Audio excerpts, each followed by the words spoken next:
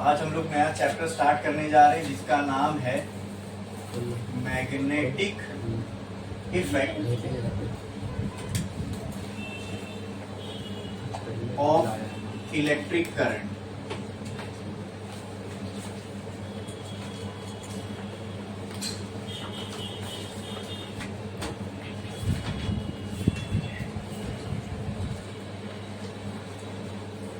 ठीक है, चलो। बहुत जमाने पहले की बात है, एक बहुत बड़े केमिस्ट थे जिनका नाम था सर हेनरी डेवी। उनकी लैब में एक बंदा काम करता था, उसका नाम था माइकल फैराडे। ठीक है, तो एक दिन क्या हुआ, लैब में एक करंट कैरिंग वायर रखी थी। मतलब ऐसे समझो, ये नीचे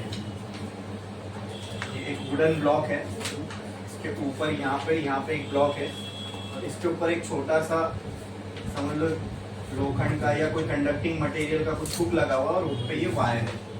ठीक है, ये वायर थी, जो मतलब इसके आसपास से कहीं सॉकेट निकला होगा। ठीक है, और इस सॉकेट को जब हम कनेक्ट करेंगे तो इस वायर में से क्या फ्लो होगा, करंट। क्या फ्लो होगा? तो साइंटिस्ट लोग थे, उनके लैब में ऐसे सब सामान रखे रहते थे।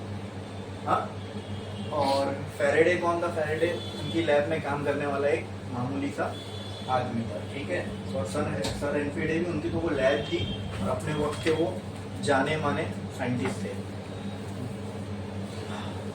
बट फैराडे को साइंस में बहुत ज़्यादा इंटरेस्ट था, तो बस उसको चाहिए था कि मुझे किसी भी बड़े साइंटिस्ट के यहाँ पे एक नौकरी मिल जाए ताकि मैं साइंस से टच में रहूँ।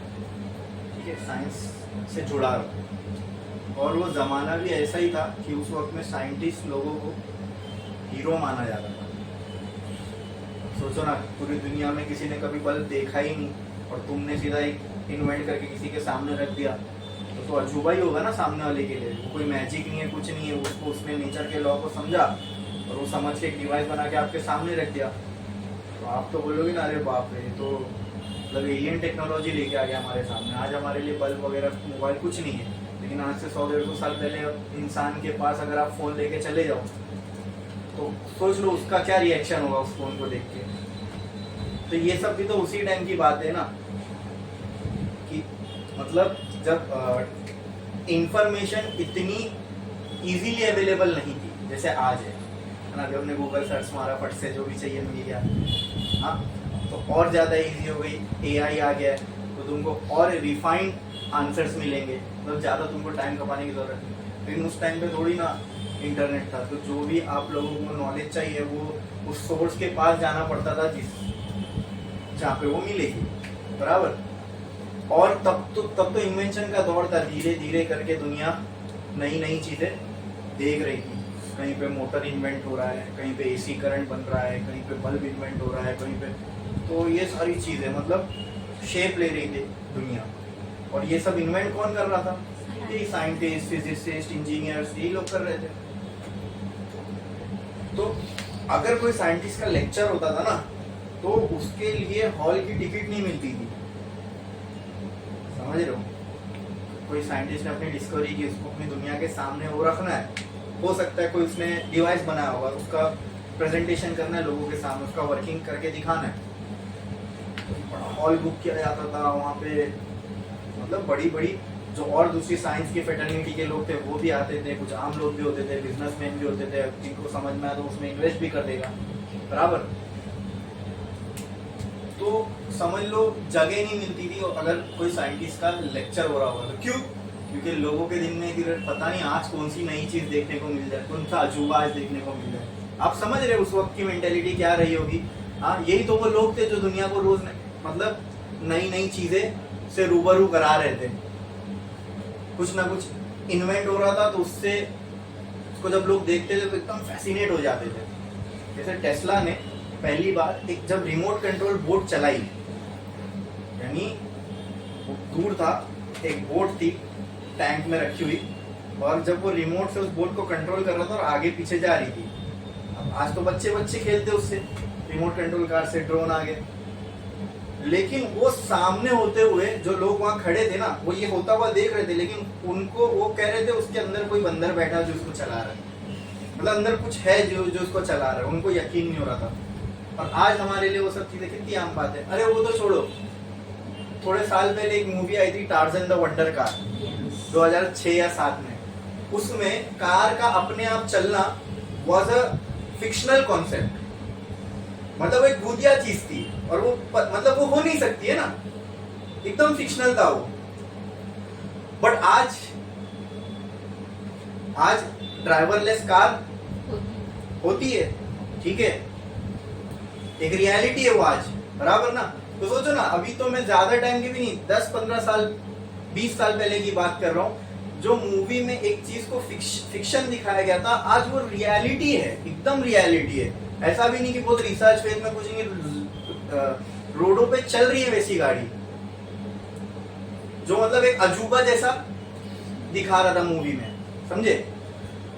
तो मेरा कहने का मतलब यही था कि हाँ, उस दौर में जो साइंटिस्ट थे बहुत फेमस हुआ करते थे। एक साइंटिस्ट का अगर किसी को पता चलता था कि लेक्चर होने वाला है, तो वहां पे उस ऑडिटोरियम में बैठने की जगह नहीं होती थी कि पता नहीं आज कौन सी नई चीज देखने को मिलेगी, ठीक है। और उनके लेक्चर्स भी सुनने के लिए मतलब लोगों की भीड़ उमड़ती थी, समझे।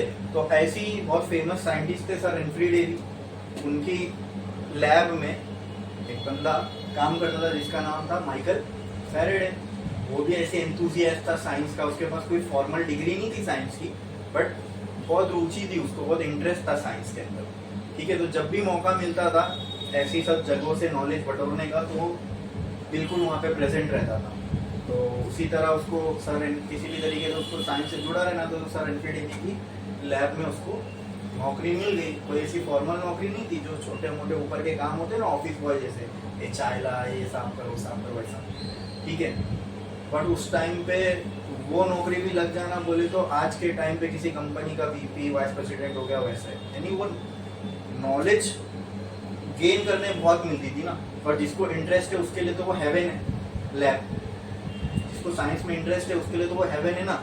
जो भी चीज नई कल दुनिया देखने वाली वो उसके सामने हो रही होगी, इन द मेकिंग, वो लैब में हो रही होगी। तो ऐसी सर एनफ्री डेवी और उनके दोस्त एक बार लैब में थे, तो ऐसी एक ब्लॉक था, उसके ऊपर कॉपर की वायर थी, कनेक्टेड थी, ऑन थी, ठीक है। ये वायर में से क्या फ्लो हो रहा होगा, फिर करंट फ्लो हो रहा होगा, और गलती से उनमें से किसी का कंपास, ठीक है, मैग्नेटिक कंपास जो नॉर्थ साउथ डायरेक्शन दिखाता है, वो इसके पास रह गया। देखो, magnetic compass is a magnetic device. जितने भी मैग्नेटिक डिवाइस है ये डिफ्लेक्ट तभी ही होंगे जब ये मैग्नेटिक फील्ड के अंदर हो, समझे। मैग्नेटिक डिवाइस है वो डिफ्लेक्ट तभी होगा जब वो मैग्नेटिक फील्ड के अंदर हो। अब अर्थ पे क्यों होता है, क्योंकि वो under the influence of earth magnetic field है, बराबर ना। तो अगर मैं एक मैग्नेटिक कंपास को इधर लाके रख दूं तो वो नॉर्थ साउथ बताएगा अर्थ का, बराबर। लेकिन ये सेटअप के पास जब वो कंपास गलती से छूट गया, तो वो कंपास जो है ना डिफ्लेक्ट हुआ, मतलब वो अर्थ का नॉर्थ साउथ डायरेक्शन नहीं बता रहा था, वो कोई भलते ही डायरेक्शन में डिफ्लेक्ट हुआ। अब वो डिफ्लेक्ट हुआ तो दो ही चीज हो सकती है, वो क्या, एक तो कंपास फॉल्टी हो, दूसरा कि वहां मैग्नेटिक फील्ड मौजूद हो। ये उस बात का प्रूफ है, यानी ये उस बात का एविडेंस है। क्या कंपास डिफ्लेक्ट हुआ। कंपास क्यों डिफ्लेक्ट होता है, under the influence of magnetic field. तो अगर कंपास डिफ्लेक्ट हुआ तो इसका मतलब आसपास क्या रही होगी, तभी तो वो डिफ्लेक्ट हुआ, नहीं तो वो डिफ्लेक्ट क्यों होगा, समझे। तो ये बाय एक्सीडेंट हुआ, ये ऑब्जर्वेशन वाज बाय एक्सीडेंट कि वायर के यहाँ पे इसके बाजू में रखने से ऐसा। तो वो लोग आपस में तो डिस्कस करने लगे, अरे ऐसा कैसे हुआ, ये तो अर्थ का नॉर्थ साउथ नहीं दिखा रहे, तो कुछ अलग ही डायरेक्शन में डिफ्लेक्ट हुआ, ठीक है। उसको वहां से हटा दिए, हो सकता है कंपास फॉल्टी हो, लेकिन फिर कंपास बराबर शो कर रहा था अर्थ का नॉर्थ साउथ। फिर उसको इसके पास रख दिए तो फिर से डिफ्लेक्ट हुआ। अब तब तक थोड़ी ना मालूम था कि जो वायर है करंट, इसमें करंट फ्लो होता है तो मालूम था, लेकिन करंट की वजह से भी मैग्नेटिक फील्ड बनती है। वहां जो एक बंदा था जो चुपचाप खड़े रह के पीछे से देख रहा था, माइकल फैराडे, उसने क्या कहा, अपने दिमाग में उसने एक इमेजिनरी लाइन बना ली, एक इमेजिनेशन में, ठीक है, ये वायर है, इसमें से करंट फ्लो हो रहा है ना, इसके आस पास शायद मैग्नेटिक फील्ड होगी जिसमें ये कंपास आने से वो रिफ्लेक्ट हुआ। उसका मजाक उड़ाने लगे, क्योंकि वो लोग तो बड़े बड़े नामी साइंटिस्ट थे और ये तो एक मामूली सा लैब में काम करने वाला बंदा था। तो सर एनफीडेगर उनके दोस्तों का कहना था अरे करंट अंदर से फ्लो होता है वायर के, ठीक है, तो कोई चीज ऐसी हो नहीं सकती जो वायर के बाहर जा सके, क्योंकि चार्ज का फ्लो तो इनसाइड हो रहा है वायर के, बराबर। बट फैराडे को ऐसा लगा, भी तो श्योर नहीं था ना, वो कोई थोड़ी ना साइंटिस्ट था। बट फिर उसके बाद उसने अपनी जिंदगी इस पे लगाई, ठीक है, इसके पीछे रिसर्च करना चालू किया, स्टडीज करना चालू की, और बाद में जाके आज हम लोग उसके नाम से बुक में लॉज पढ़ते हैं, ठीक है, Faraday's law of electromagnetic induction. तो अच्छा उसने अपने लिए नाम बनाया, मतलब ही वॉज राइट, यानी उसका ये कहना सही था कि इस वायर के आसपास क्या थी, मैग्नेटिक फील्ड, क्या थी। और फैराडे ने ये किया कि इस कंपास को सिर्फ यहाँ नहीं, इस वायर के आसपास अलग अलग जगह रख के भी देखा, उस अलग अलग जगह रखने पे डिफ्लेक्शन अलग अलग हो रहा था। तो ये तो श्योर हो गया कि कुछ तो है इस वायर के आसपास जो इस वायर, अच्छा बंद कर दिए तो कुछ नहीं, जो इस वायर में से ही निकल रहा है, ठीक है, और इस कंपास को इन्फ्लुएंस कर रहा है। What is a compass? It is a magnetic device. ये कब डिफ्लेक्ट होगा? जब ये मैग्नेटिक फील्ड में हो, ठीक है। तो ये वायर रखी थी, वायर में क्या फ्लो हो रहा है? करंट। उस करंट कैरिंग वायर के बाजू में क्या रखा है? कंपास। जब इसमें से करंट फ्लो नहीं हो रहा है, कंपास डिफ्लेक्ट नहीं हुआ। जब इसमें से करंट फ्लो हो रहा है, तब ये कंपास। इस ऑब्जर्वेशन से क्या हम लॉजिकली ये बात कह सकते हैं कि करंट कैरिंग वायर, जब किसी वायर में से करंट फ्लो हो रहा हो तो उसके आसपास क्या बन जाती है? Magnetic field. क्या बन जाती है? क्या बन जाती है? तभी तो कंपास डिफ्लेक्ट हुआ। इसका डिफ्लेक्ट होना इस बात को जस्टिफाई कर रहा है, क्या कि ये जो वायर है, जब इसमें से करंट फ्लो हो रहा है तो उसकी वजह से क्या बन रही है? अब मैग्नेटिक फील्ड दो ही वजहों से बन सकती है। एक कि कहीं एक परमानेंट मैग्नेट लाके रख दो, वो परमानेंट मैग्नेट अपने आसपास क्या बनाएगा? Magnetic field. अब उस रीजन में अगर आप कोई दूसरे मैग्नेट को लाओ तो वो या तो उसको अट्रैक्ट करेगा या रिपेल करेगा। अब तक दुनिया को यही मालूम था, लेकिन यहाँ पे कोई परमानेंट मैग्नेट था क्या? यहाँ कोई मैग्नेट रखा हुआ था? नहीं, यहाँ पर सिर्फ और सिर्फ क्या थी? एक वायर थी, और तब भी उसके आसपास कोई मैग्नेटिक प्रॉपर्टीज नहीं शो हो रही थी। लेकिन जब उस वायर में से करंट फ्लो होने लगा, तब इसके आसपास मैग्नेटिक फील्ड बनी, और उस मैग्नेटिक फील्ड की वजह से क्या रिफ्लेक्ट हुआ? कंपास। तो मुझे बताओ, यहाँ पे जो मैग्नेटिक फील्ड थी, क्या ये किसी मैग्नेट की वजह से थी? तो किसकी वजह से? ये किसकी वजह से थी? करंट की वजह से। किसकी वजह से? करंट की वजह से, ठीक है। तो ये करंट की वजह से क्या बनी? क्या बनी? इसकी वजह से? इसकी वजह से? करंट की वजह से क्या बनी? क्या बनी? इसलिए इस चैप्टर का नाम क्या है? समझ में आया? ठीक है, इस चैप्टर का नाम ये क्यों है? Magnetic effect of electric current. मतलब करंट की वजह से जो मैग्नेटिक फील्ड बनती है, उसके बारे में हमको इस चैप्टर में पढ़ना है। समझ में आया? क्लियर है? तो ये तो बहुत, मतलब मैंने आपको एक कहानी बताई ताकि आपको थोड़ा सा फील हो इस चैप्टर का फील क्या है। समझ में आया अच्छे से? अब इसमें हम आगे बढ़ते हैं और मैग्नेटिक फील्ड के बारे में थोड़ा सा समझते हैं, क्योंकि इसमें हमको क्या देखना है? करंट फ्लो, करंट की वजह से बनने वाली मैग्नेटिक फील्ड के बारे में हमको स्टडी करना है, बराबर। तो थोड़ा जान लेते हैं मैग्नेटिक फील्ड क्या होती है, ठीक है। तो मैग्नेटिक फील्ड दो ही वजहों से बन सकती है। वो कौन कौन सी? एक तो परमानेंट मैग्नेट है उससे, और दूसरा इलेक्ट्रिक करंट से। अच्छा, एक magnetic field change in electric field की वजह से भी बनती है, लेकिन वो इलेक्ट्रोमैग्नेटिक वेव में उसका एक अलग सा पूरा टॉपिक है, ठीक है। तो अच्छा, ये मैग्नेटिक फील्ड करती क्या है? ये मैग्नेटिक फील्ड क्या करेगी, इसके रीजन में अगर कोई और मैग्नेटिक डिवाइस आता है या कोई चार्ज आता है तो ये उसको इन्फ्लुएंस करेगी। क्या करेगी?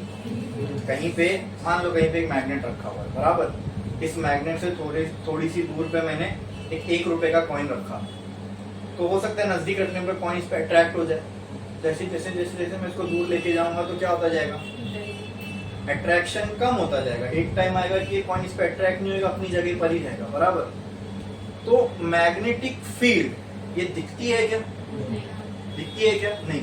It is a region around a current carrying conductor and imaginary region around a current carrying conductor. Conductor का मतलब कोई वायर, ठीक है, एक वायर जिसमें से करंट फ्लो हो रहा है, उसके आसपास, या फिर एक मैग्नेट उसके आसपास एक इमेजिनरी रीजन होगा। क्या होगा? जिसमें किसी चार्ज या मैग्नेटिक मटेरियल को लाने से उसमें आपको कुछ ना कुछ चेंज देखने को मिलेगा। जैसे कंपास रख दोगे तो कंपास डिफ्लेक्ट होगा, मैग्नेटिक नीडल रख दोगे तो वो डिफ्लेक्ट होगी, चार्ज रख दोगे तो वो डिफ्लेक्ट होगा, उस पर कुछ ना कुछ आपको देखने मिलेगा।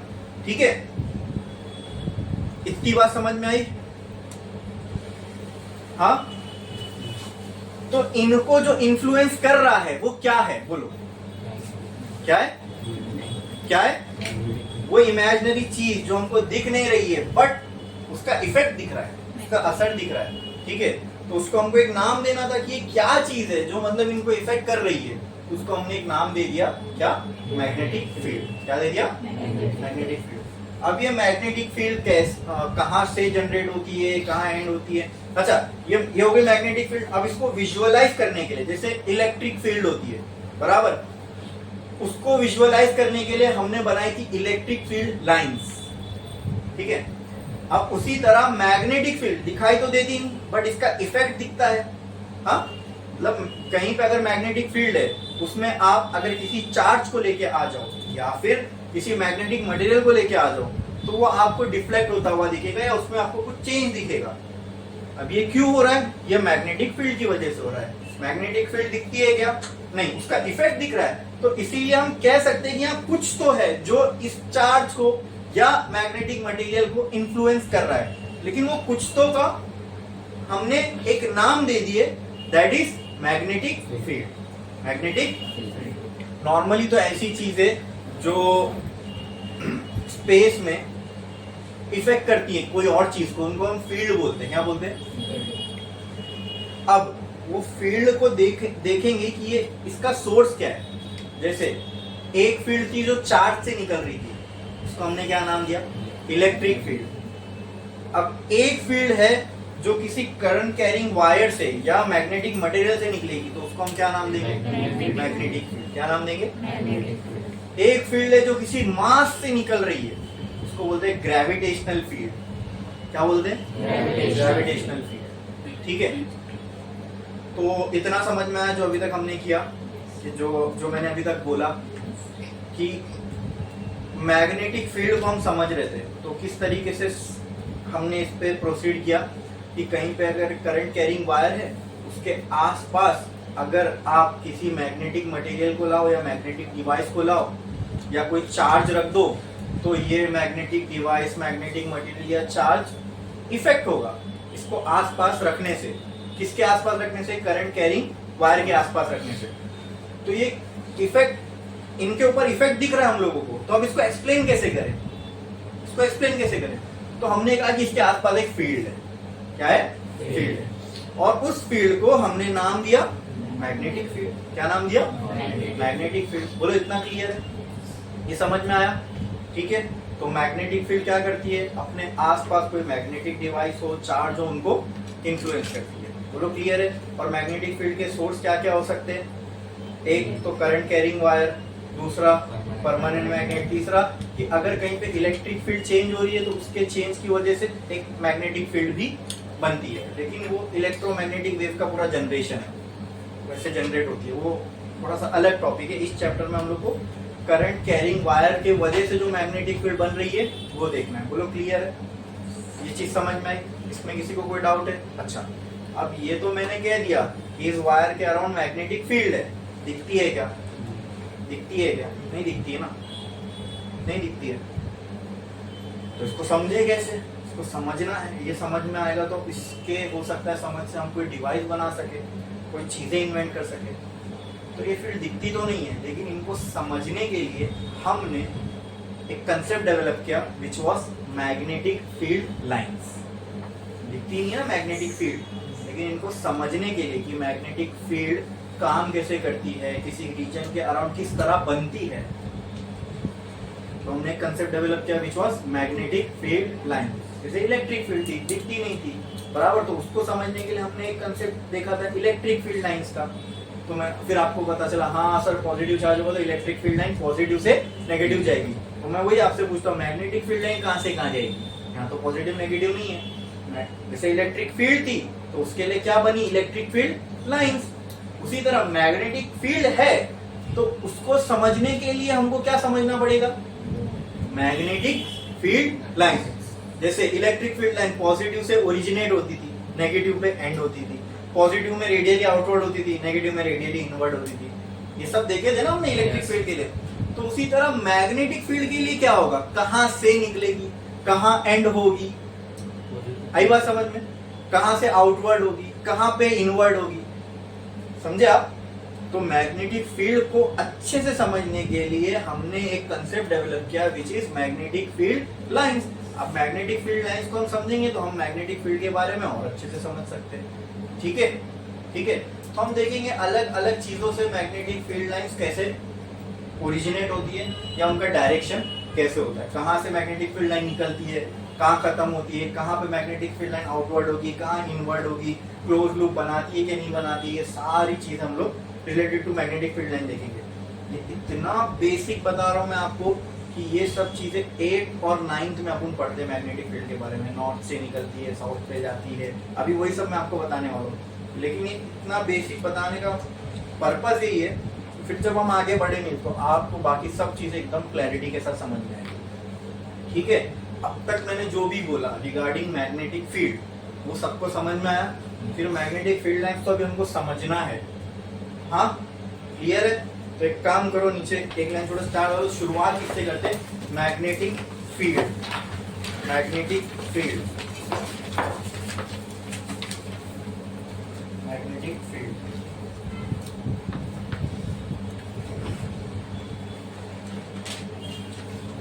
ऐसा लिखो, if we keep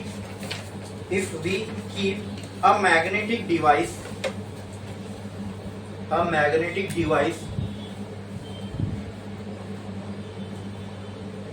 around a permanent magnet or a current carrying wire,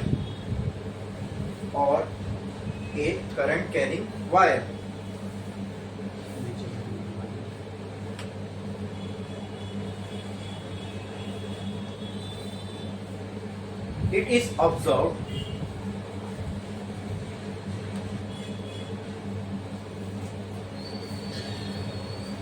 that this magnetic device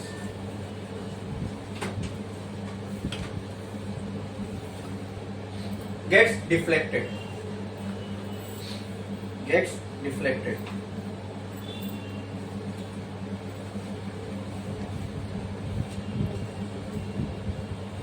next line में लिखो, the deflection of this magnetic device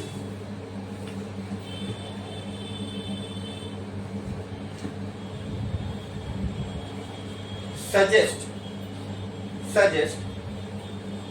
that there is a field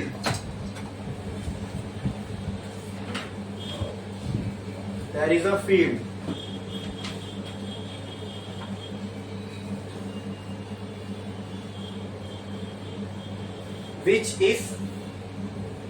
is influencing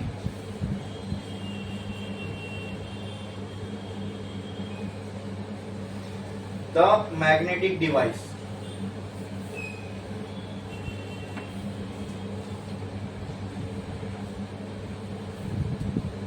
and we call this field as magnetic field. And we call this field as magnetic field.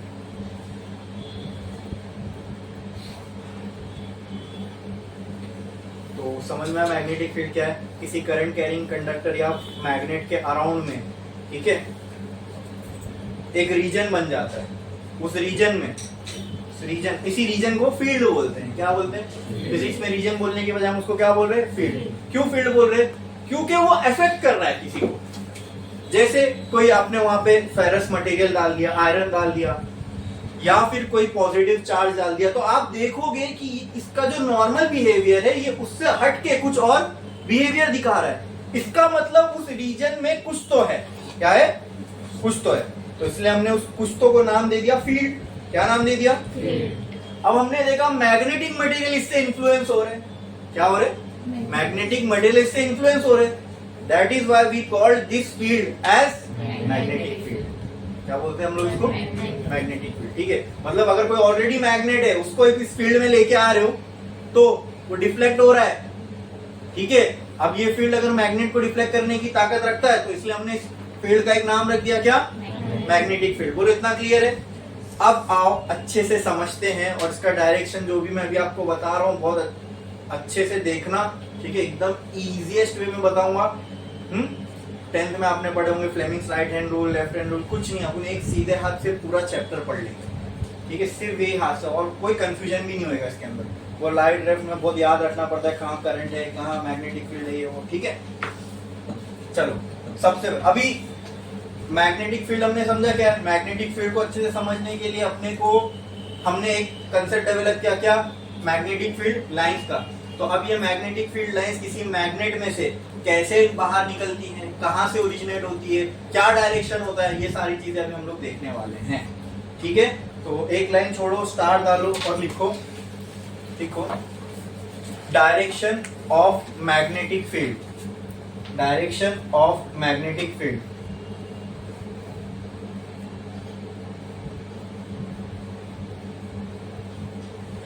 अब हम लोग direction of magnetic field को समझेंगे अलग अलग devices के लिए। जैसे कि बार मैग्नेट के लिए क्या होता है, करंट कैरिंग कंडक्टर के लिए क्या होता है, क्लोज कॉइल होगी तो क्या होगा, सोलिनॉइड होगी तो क्या होगा। ठीक है, तो सबसे पहले अपन एक बार मैग्नेट ले लेते हैं। ठीक है, बार मैग्नेट बोले तो कुछ नहीं, एक ऐसे ब्लॉक टाइप में मैग्नेट होगा। ठीक है, तो मैग्नेट के कितने पोल्स होते हैं? कितने होते हैं? कौन कौन सा? एक ईस्ट और एक होगा नॉर्थ पोल और एक होगा साउथ पोल। कितने पोल होते हैं मैग्नेट को? 2। ठीक है, इसीलिए कहीं पे भी आप एक बार मैग्नेट देखो तो उसको हम बोलते हैं डाईपोल। क्या बोलते हैं? डाईपोल। बार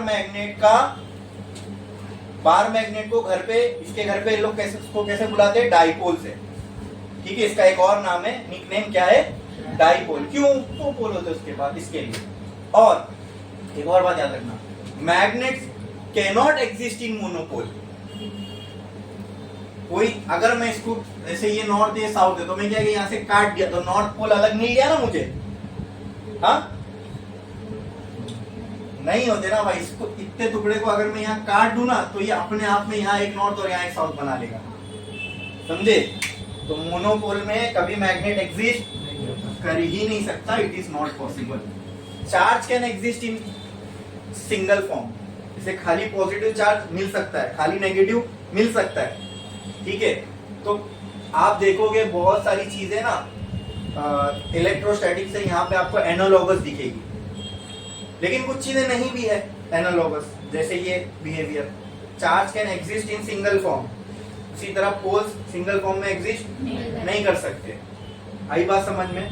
ठीक है, इनकी एनालॉगी को अगर आपको समझाऊं तो आप ऐसा समझ सकते हो कि नॉर्थ पॉजिटिव जैसा है, साउथ नेगेटिव जैसा है। ठीक है, हाँ तो इतना समझ में आया। बार मैग्नेट कैसा दिखता है? एक नॉर्मल छोटा सा टुकड़ा होगा मैग्नेट का, उसका एक साइड क्या है नॉर्थ, एक साइड क्या है साउथ। ठीक है, कितने बोले इसको? 2, इसलिए इसका एक और नाम है that is dipole, that is, और magnet always exist in dipole, magnets always exist in dipole. अब इसके लिए अपने को मैग्नेटिक फील्ड लाइन बनानी है, तो उसके लिए आपको कुछ प्रॉपर्टीज समझनी पड़ेगी मैग्नेटिक फील्ड लाइंस की। वो क्या है? Magnetic field lines originates from north pole and towards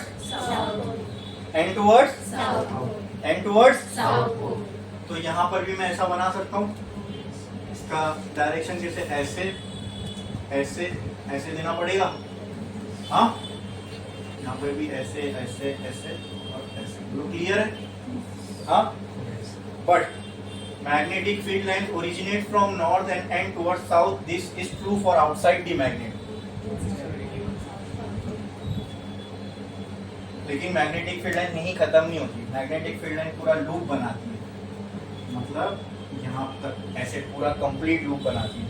तो आउटसाइड दी मैग्नेट अगर आप देखोगे तो मैग्नेटिक फील्ड लाइन कहाँ से कहाँ जाती हुई दिखेगी? नॉर्थ से निकलते हुए दिखेगी, साउथ पे जाती हुई दिखेगी। और इनसाइड मैग्नेट देखोगे तो कहाँ से कहाँ दिखेगी? साउथ से। ये भी ऐसा है, क्लियर है? समझ में आया? हाँ, अच्छा।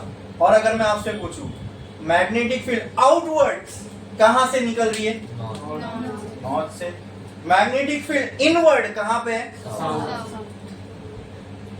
ठीक है, क्लियर है? समझ में आया? तो पहले लिखो for bar magnet, direction of magnetic field ऊपर लिख दिया आपने, और पहला लिखो for bar magnet, for bar magnet.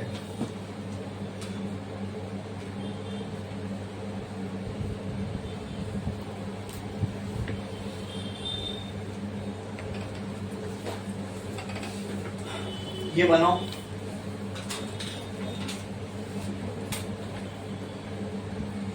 बनाओ अच्छे से।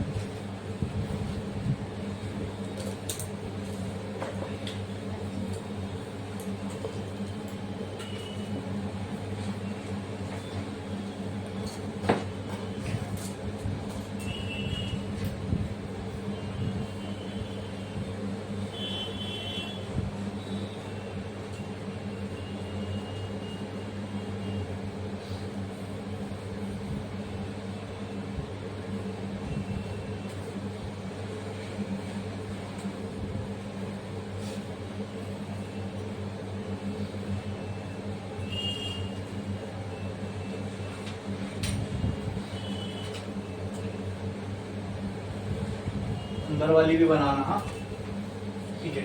अब इसके नीचे मैं आपको कुछ बोल रहा हूँ, वो लिखो magnetic field lines moves, magnetic field lines moves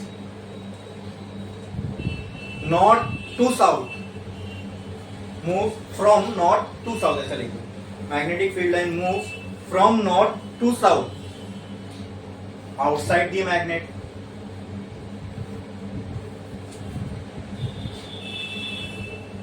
next point क्या लिखोगे? Magnetic field line move from south to north inside the magnet. Field lines move from north to south inside the magnet,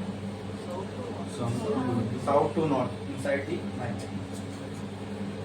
next point, magnetic field lines forms close loop, magnetic field lines forms closed loop. अब यही point जो है ना electric field lines को magnetic field lines से अलग करता है, ठीक है। जैसे आप नॉर्थ को पॉजिटिव जैसा मान लो, साउथ को नेगेटिव जैसा मान लो, तो आपको कैसा लगेगा? जैसे इलेक्ट्रिक फील्ड लाइन में हो रहा था, electric field lines were moving from positive to, तो यहाँ क्या हो रहा है? नॉर्थ टू, तो नॉर्थ यहाँ पॉजिटिव जैसा लग रहा है, साउथ यहाँ नेगेटिव, ठीक है। लेकिन इलेक्ट्रिक फील्ड लाइन में कभी ऐसा नहीं होगा कि अगर एक पॉजिटिव चार्ज है और यहाँ एक नेगेटिव चार्ज है, पॉजिटिव से नेगेटिव तो इलेक्ट्रिक फील्ड लाइन चली जाएगी, लेकिन नेगेटिव से पॉजिटिव ऐसा कभी आपको इलेक्ट्रिक फील्ड लाइन आती हुई, लेकिन यहाँ पे साउथ से नॉर्थ मैग्नेटिक फील्ड लाइन आती है। तो ये पॉइंट जो है इलेक्ट्रिक फील्ड को मैग्नेटिक फील्ड से अलग करता है। इलेक्ट्रिक फील्ड लाइन कभी क्लोज लूप, ये हमने जब इलेक्ट्रिक फील्ड लाइन पढ़ा था वहां लिखा भी था, magnetic field line close loop बनाती है, ठीक है।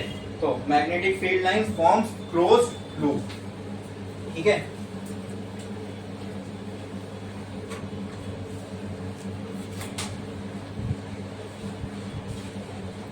अच्छा, कहां पे से मैग्नेटिक फील्ड लाइन आपको आउटवर्ड दिख रही है और कहां पे मैग्नेटिक फील्ड लाइन आपको इनवर्ड जाती हुई दिख रही है? नॉर्थ से आउटवर्ड दिख रही है। तो लिखो magnetic field lines move outward from north pole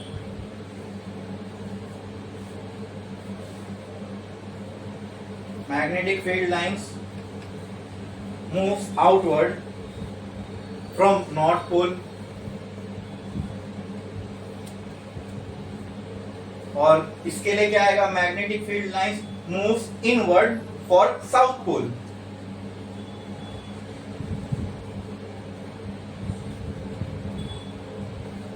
moves inward for south पोल।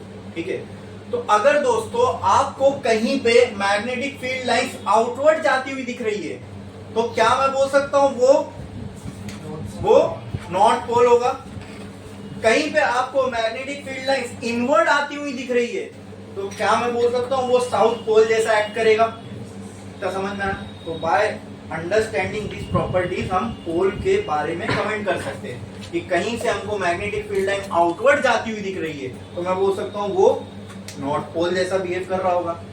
कहीं पे मुझे मैग्नेटिक फील्ड लाइंस इनवर्ड आती हुई दिख रही है तो वो साउथ पोल जैसा एक्ट करेगा, ऐसा मैं बोल सकता हूँ। बोलो क्लियर है? ये चीज समझ में आई? यहाँ तक क्लियर है? पक्का? तो देखने पे ऐसा लग रहा है ना कि मैग्नेटिक फील्ड लाइन ओरिजिनेट हो रही है नॉर्थ से और एंड कहाँ हो रही है? साउथ से। बोलो क्लियर है? हाँ, मेजोरिटी टाइम्स हम लोग ये बाहर का ही सिनेरियो ज्यादा देखते हैं। अंदर वाले मैग्नेटिक फील्ड लाइंस का इतना काम नहीं होता हमको। बोलो इतना क्लियर है? यहाँ तक समझ में? अब इतनी प्रॉपर्टीज हमने समझी। ठीक है, ये तो परमानेंट मैग्नेट के लिए थी। अब हम आते हैं करंट कैरिंग कंडक्टर के लिए। तो लिखो, एक लाइन थोड़ा स्टार्ट लिखो। For straight current carrying wire. For क्यों लिख रहा हूँ? क्योंकि हम क्या देख रहे हैं? अगर आपको लिखना है तो आप ऐसे भी लिख सकते हो, direction of magnetic field for straight current carrying wire. For straight current carrying wire. For straight current carrying wire. अच्छा, यहां आगे बढ़ने से पहले मैं आपको एक चीज और बताना चाहता हूं कि अगर आपको ये बताना है कि यहां से मैग्नेटिक फील्ड लाइन बाहर निकल रही है, ठीक है, अब एग्जांपल लेता हूं। मान लो यहां पर एक मैग्नेट का नॉर्थ पोल है और इस दीवार के पीछे मैग्नेट का साउथ पोल है। ठीक है, ऐसा मैंने यू के फॉर्म में बेंड करके रख दिया। यहाँ नॉर्थ पोल है और दीवार के पीछे साउथ पोल है। तो मैग्नेटिक फील्ड लाइन कैसे कहां से कहां जाएगी? बोलो, नॉर्थ टू साउथ। मतलब ये नॉर्थ से कहां जाएगी? साउथ की तरफ। कहां जाएगी? अब ऐसा अगर दिखाना है तो मैं कहां बनाऊं? इसको ड्रॉ कर सकता हूं क्या? नहीं कर सकता हूं क्या? लेकिन इतना समझ में आ रहा है मैग्नेटिक फील्ड लाइंस इस बोर्ड के अंदर जा रही है। ठीक है, ठीक है, तो उसको रिप्रेजेंट करने के लिए हम कुछ ये सिंबल यूज करते हैं। ठीक है, ये रिप्रेजेंट करता है इनवर्ड। ठीक है, और कहीं से अगर मान लो मैं नॉर्थ पोल मैग्नेट का दीवार के पीछे रखता हूं और साउथ पोल मैग्नेट का यहां रखता हूं, अब मैग्नेटिक फील्ड लाइन कैसे जाएगी? नॉर्थ से साउथ। मतलब तुमको ऐसा लगेगा इस बोर्ड से बाहर निकल रही है मैग्नेटिक फील्ड लाइन। तो अगर कोई लाइंस को आपको बाहर निकलता हुआ दिखाना है, आउटवर्ड, तो उसके लिए ये सिंबल यूज करते हैं। ठीक है, दिस सिंबल इज फॉर कोई लाइन इनवर्ड जा रही है बताना है तो उसके लिए ये सिंबल है क्रॉस का, और कोई लाइन आउटवर्ड आ रही है ये दिखाना है तो उसके लिए ये सिंबल है डॉट का। ये भी आप लिख लो। ठीक है, वो मान मैग्नेट बना है उसके आसपास लिख सकते हो आप, इनवर्ड ये, आउटवर्ड ये। ठीक है, कर दो।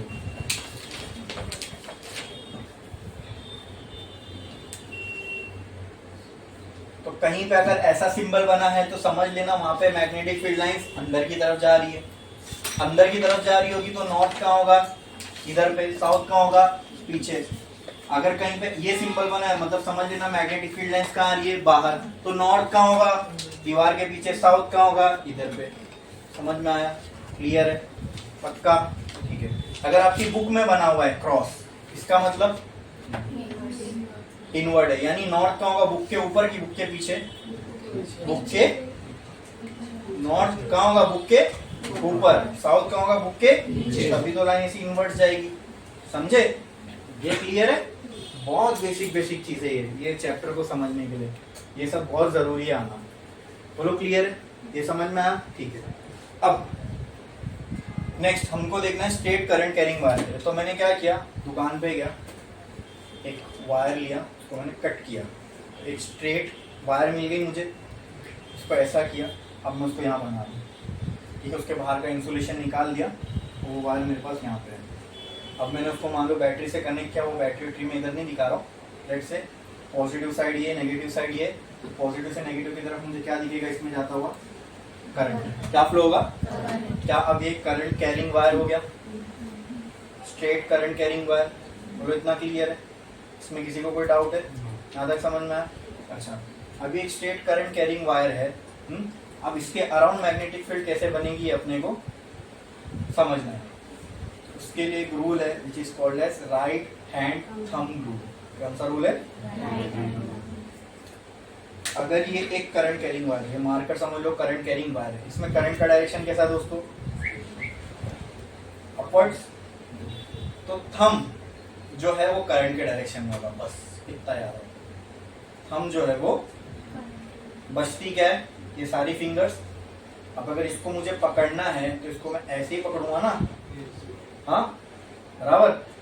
बस पकड़ने में क्या ध्यान रखना है कि थंब जो है कहाँ होना चाहिए, करंट के डायरेक्शन में, अपवर्ड नहीं। करंट का डायरेक्शन तो ऐसा भी हो सकता था, ठीक है। Thumb should always be in the direction of current, in the direction of current. बोलो इतना क्लियर है? ये थंब है, ये करंट कैरिंग स्ट्रेट वायर है, ये करंट का डायरेक्शन का है, बस उसके साथ अपने थंब को अलाइन कर लो अपवर्ड। फिर क्या करना है, बस जो बची फिंगर है उसको कर्ल कर लो। तो ये जो फिंगर कर्ल हो रही है ना, ये आपको देगी मैग्नेटिक फील्ड का डायरेक्शन। तो क्या मैं बोल सकता हूं इस वायर के ऐसे अराउंड, ऐसे मतलब अंदर, ऐसे ऐसे ऐसे, ये होगा मैग्नेटिक फील्ड का डायरेक्शन। हाँ, जहां फिंगर आपने कर्ल की वही मैग्नेटिक फील्ड का डायरेक्शन। ये था करंट कैरिंग वायर, इसमें करंट का है ऊपर की तरफ, तो थंब को क्या करना है आपको, करंट के साथ अलाइन। तो अलाइन कर दिया। अब इसको होल्ड करोगे ऐसा, तो देखो फिंगर कहाँ कर्ल हो रही है, जहां कर्ल हो रही है वही मैग्नेटिक फील्ड का डायरेक्शन हो गया। तो एक स्ट्रेट करंट कैरिंग वायर के अराउंड मैग्नेटिक फील्ड कैसी होगी, ऐसे। समझ में आया? क्लियर है? अब ये लेकिन इसको समझ लिखने के लिए ये तरीका ज्यादा सूटेबल नहीं है। सूटेबल कैसा लगता है, देखो ये करंट कैरिंग वायर है बराबर, ये थी करंट कैरिंग वायर, ये ऐसा पकड़ा, फिंगर को मैंने कर्ल किया, तो राइट साइड में जो मेरी फिंगर है इनवर्ट जा रही है कि आउटवर्ड जा रही है? इनवर्ट। क्या जा रही है? और फिंगर किसका डायरेक्शन बता रही है? मैग्नेटिक फील्ड लाइंस का। किसका? Magnetic field. तो अगर फिंगर इनवर्ट जा रही है मतलब मैग्नेटिक फील्ड इनवर्ट जा रही है, बराबर। तो अगर मैग्नेटिक फील्ड इनवर्ट जा रही है तो क्या मैं बोल सकता हूं यहाँ राइट साइड में ऐसा होगा? हाँ बोलो, क्लियर है? और इस साइड पे जब मैं इसको ऐसे पकड़ूंगा, ये तो ये साइड पे क्या दिखेगा, मैग्नेटिक फील्ड कहाँ आ रही है, बाहर की तरफ, आउटवर्ड। तो इस साइड पे मैग्नेटिक फील्ड को इससे रिप्रेजेंट कर सकता हूँ। हाँ मतलब right side current carrying wire के राइट साइड जो मैग्नेटिक फील्ड होगी वो अंदर की तरफ होगी और लेफ्ट साइड में बाहर की तरफ होगी, अगर करंट ऐसे डायरेक्शन में है तो। बोलो क्लियर है? बोलो क्लियर है? ये समझ में आया? पक्का? पक्का? इसमें किसी को कोई डाउट है? ठीक है, अब इसको उल्टा करते हैं। चलो, एक और करंट कैरिंग वायर है मेरे पास, उसमें मेरे पास करंट का डायरेक्शन ऐसे डाउनवर्ड, ठीक है। तो अब ये हो गया ऐसे, तो मुझे कुछ नहीं करना, खाली थंब को क्या करो, करंट के डायरेक्शन में लाओ। देखो लेके आ गया मैंने। अब फिंगर को कर्ल करो, कर्ल करोगे तो राइट साइड में जो फिंगर कर्ल हो रही है क्या हो रही है, आउटवर्ड की इनवर्ड? आउटवर्ड कर्ल हो रही है। तो यहाँ पे मैं ऐसा ही बना देता हूं, ये ऐसे, तो यहाँ पे आपको डायरेक्शन कुछ ऐसे मिलेगा, बराबर। पहले उल्टा आ रहा था ना ऐसे, अब मैग्नेटिक फील्ड का डायरेक्शन ऐसे। तो राइट साइड में अगर आप देखोगे तो आपको मैग्नेटिक फील्ड आउटवर्ड आती हुई दिखेगी, तो ये हो गया आउटवर्ड के लिए। और लेफ्ट साइड में आपको मैग्नेटिक फील्ड लाइन इनवर्ड जाती होगी। ये किसके लिए? ये किसके लिए बोलो? करंट कैरिंग स्ट्रेट वायर के लिए मैग्नेटिक फील्ड। अच्छा होगी तो पूरी ऐसी सर्कल में, ठीक है। लेकिन अब हमको रिप्रेजेंट करना है उसको बुक के ऊपर, तो हम इस तरीके से बताते हैं। ये ऐसा बार बार नहीं बना सकते। समझ में आया? फॉर रिप्रेजेंटेशन पर्पस हम ये साइन यूज करते हैं, समझे? बाकी होगी तो पूरी ऐसी राउंड में। क्लियर है? समझ में आया? इसमें किसी को कोई डाउट है? तो for current carrying straight wire magnetic field का डायरेक्शन कैसा होगा वो समझा? कौन सा रूल यूज करेंगे इसको समझने के लिए? Right hand thumb rule. Right hand thumb rule से हमको एकदम क्लियर हो जाएगा। करंट का डायरेक्शन कुछ भी होने दो, just use right hand thumb rule. इसमें थंब का डायरेक्शन खाली कहाँ होना चाहिए? तो जहां फिंगर कर्ल करोगे वो आपको क्या दे देगा? मैग्नेटिक फील्ड का डायरेक्शन। समझ में आया? क्लियर है? करो ये। तो for current carrying straight wire ये डायरेक्शन ऑफ करंट के लिए बना लो, फिर ये डायरेक्शन ऑफ करंट के लिए बना लो।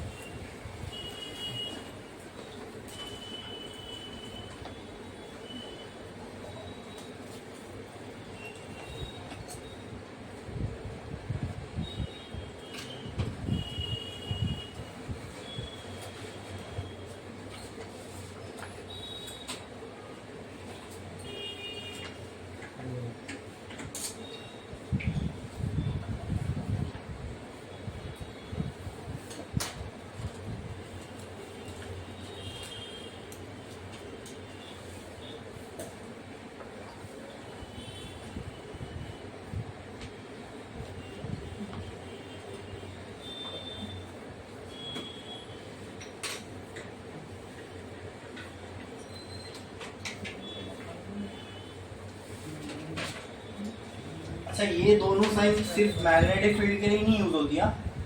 कहीं पे भी कोई चीज को आपको अंदर की तरफ चाहता हुआ बताना है तो आप क्रॉस यूज कर सकते हो, बाहर निकलता हुआ बताना है तो डॉट। अब क्योंकि यहाँ मैग्नेटिक फील्ड्स को हम रिप्रेजेंट करें इसलिए मैग्नेटिक फील्ड के लिए यूज कर रहा हूँ ना। क्लियर है? नेक्स्ट एक लाइन छोड़ो, लिखो for current carrying loop. For current carrying loop. For current carrying loop. अब लूप का मतलब क्या होता है? जिसमें कोई ओपन एंड ना हो। It is a close thing जिसका स्टार्टिंग पॉइंट और एंड पॉइंट एक ही हो, ऐसी चीज को हम लूप बोलते हैं। तो कुछ मत करो, ये वायर थी ना करंट कैरिंग वायर, अब इसको करंट कैरिंग लूप बनाना है। स्ट्रेट वायर थी, अब इसको लूप बनाना है। इसको पकड़ो और ऐसे मोड़ दो। तो क्या ये दोस्तों, इस वायर को अगर मैं देखो इस वायर को पकड़ के मैं ऐसा मोड़ दूंगा तो क्या ये कुछ ऐसी हो जाएगी? और इसको अगर ऐसा मोड़ूंगा तो क्या करंट कुछ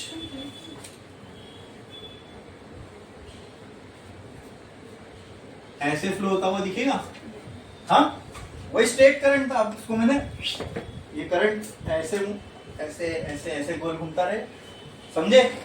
क्लियर है? अच्छा, ओके। तो ये डायरेक्शन किसका है? करंट का। ये किसका है? करंट का डायरेक्शन। क्लियर है? इतना समझ में आया? हाँ। अब इसके लिए मैग्नेटिक फील्ड का डायरेक्शन कैसे निकालेंगे? तो कुछ मत करो, खाली इतना देखो। अच्छा, इसमें अगर मैंने इसको ऐसे लूप के फॉर्म में बना दिया तो करंट जो है ये कौन सा डायरेक्शन में फ्लो हो रहा है? क्लॉकवाइज कि एंटी क्लॉकवाइज? क्लॉकवाइज है ना। घड़ी का डायरेक्शन देखो, घड़ी ऐसे मूव होती है, करंट ऐसे मूव हो रहा है, मतलब यहाँ करंट का डायरेक्शन क्या है? क्लॉकवाइज। क्लॉकवाइज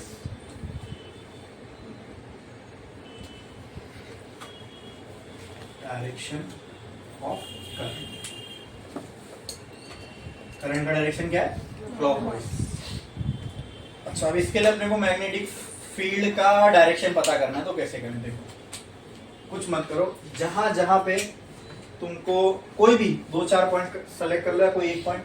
ये करंट यहाँ पे देखते हैं, यहाँ पे करंट का डायरेक्शन कहाँ है? कहाँ है? तो कुछ मत करो, थंब को क्या करो? करंट के डायरेक्शन में ले आओ। फिंगर्स कहाँ जा रही है? फिंगर्स कहाँ कर्ल हो रही है? लूप के इनवर्ड की लूप के आउटवर्ड? लूप के अंदर की तरफ जा रही है फिंगर्स की बाहर? अंदर की तरफ, मतलब इनवर्ड। चलो एक काम करते, दूसरे कहीं पे ट्राई करके देखते। ये भी करंट को ही रिप्रेजेंट कर रहा है। तो यहाँ थंब को यहाँ रख दो। अब देखो फिंगर्स कहाँ जा रही है? इनवर्ड। यहाँ पे इनवर्ड, और अगर ऊपर भी रखोगे तो फिंगर, मतलब यहाँ पे ऐसा लग रहा है कि जो इस डायरेक्शन में जो है इनवर्ड डायरेक्शन में अपनी फिंगर्स कर्ल हो रही है। ठीक है, मतलब मैग्नेटिक फील्ड यहाँ पे कहाँ होगी? इनवर्ड्स होगी। कहाँ पे होगी? इनवर्ड्स। कहाँ होगी? तो अगर कहीं पे मैग्नेटिक फील्ड लाइंस इनवर्ड जा रही है तो वो कौन सा पोल कहलाता है? सोच के बताओ। South pole. कौन सा? साउथ। तो this loop will act as south pole. समझ में आया? तो यहां से क्या हम एक बात को क्लियर करके आगे चल सकते हैं कि कहीं पर भी अगर क्लॉकवाइज करंट देखने को मिले, acts like south pole, acts like south पोल।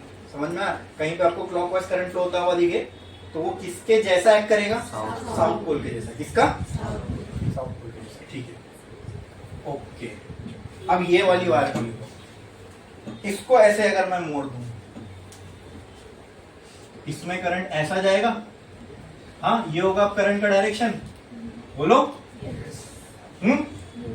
चलो इसमें देखते हैं कि मैग्नेटिक फील्ड लाइन इनवर्ड जा रही है कि आउटवर्ड आ रही है। तो क्या करना है? थंब को खाली करंट के डायरेक्शन में रखो। तो यहां रखो थंब को करंट के डायरेक्शन में। लूप के बाहर की तरफ जा रही है फिंगर्स, या ऐसे देखो, इसको कर्ल करो तो लूप के आपको फिंगर्स बाहर आती हुई दिखेगी। यहाँ पे फिंगर रखो, कर्ल करो, फिर आपको फिंगर्स लूप से बाहर आती हुई दिखेगी। What does the fingers represent? Direction of magnetic field. तो यहाँ पे आपको मैग्नेटिक फील्ड का डायरेक्शन इनवर्स दिख रहा था, यहाँ पे फिर लूप के आउटवर्ड आती हुई दिखेगी। यहाँ पे सेम चीज आउटवर्ड आती हुई दिखेगी। तो यहाँ पे आपको दिख रहा है कि मैग्नेटिक फील्ड लाइन जो है वो लूप से कैसे आ रही है? आउटवर्ड्स आ रही है। कहाँ आ रही है? आउटवर्ड्स आ रही है। तो कहीं पे अगर आपको मैग्नेटिक फील्ड लाइन आउटवर्ड आती हुई दिखे, that behaves like north pole. तो ये किसके जैसा होगा? नॉर्थ पोल के जैसा। यहाँ पे करंट क्या है? Anti clockwise direction of current. बोलो, समझ गए? इतना क्लियर है? इसमें किसी को कोई डाउट है? ये समझ में आया? पक्का? पक्का। अगर एक करंट कैरिंग लूप है, उसमें क्लॉकवाइज अगर आपको करंट दिख रहा है तो उस क्लॉकवाइज वाला साइड क्या हो जाएगा? South pole. अगर एक करंट कैरिंग लूप है, उसमें आपको करंट एंटी क्लॉकवाइज घूमता हुआ दिख रहा है तो नॉर्थ पोल। ठीक है। अब मान लो मैंने आपके सामने करंट कैरिंग कॉइल रख दिया है, करंट कैरिंग लूप रख दिया है ऐसे। ये है करंट कैरिंग लूप। इसमें से कोई भी डायरेक्शन में, मान लो ऐसे ऐसे ऐसे। तो अब ऊपर से देखने पे आपको ये क्या दिख रहा है? क्लॉकवाइज है, एंटी क्लॉकवाइज है। ऊपर से देखने पे आपको क्या दिख रहा है? लेकिन अब इसी को आप अगर डाउनवर्ड देखोगे तो क्या दिखेगा? Anti clockwise. क्या दिखेगा? Anti clockwise. तो क्या मैं बोल सकता हूँ, एक ही लूप में जो साइड क्लॉकवाइज दिख रहा है वो होगा साउथ पोल, और दूसरा साइड क्या होगा? तो एक current carrying loop act as a dipole. एक करंट कैरिंग लूप में क्या दो पोल बन रहे हैं? yes. तो कहना ऐसे का current carrying loop acts as a dipole. Dipole का मतलब बार मैग्नेट जैसा। समझ में आया? क्लियर है? ठीक है, ये समझ में आया? लूप वाला सिनेरियो समझ में आया? तो इसको हमने शॉर्ट कैसे कर दिए? हमने समझा कहां पर मैग्नेटिक फील्ड लाइन इनवर्स जा रही है, कहां आउटवर्ड जा रही है, तो उसको हमने एक सिंपल स्टेटमेंट में बना लिया। वो क्या? क्लॉकवाइज करंट दिखे तो वो लूप क्या दिखेगा आपको? वो लूप कैसा बिहेव करेगा? साउथ पोल जैसे। अगर करंट आपको एंटी क्लॉकवाइज दिख रहा है तो वो लूप किसके जैसे बिहेव करेगा? नॉर्थ पोल जैसे। पास। क्लियर है? समझ में आया? तो लिखे फॉर करंट कैरिंग लूप बनाओ ये।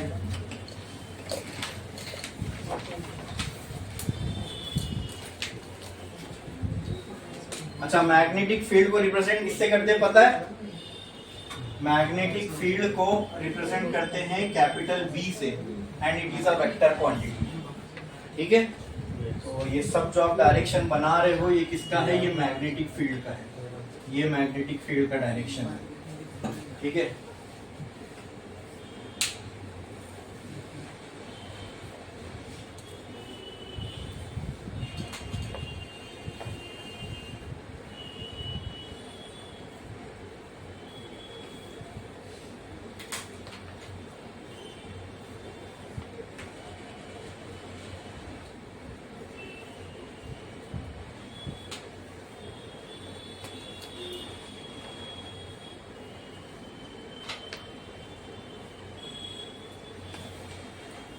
के नीचे भी ऐसा लिख देना, पहले लिख लो।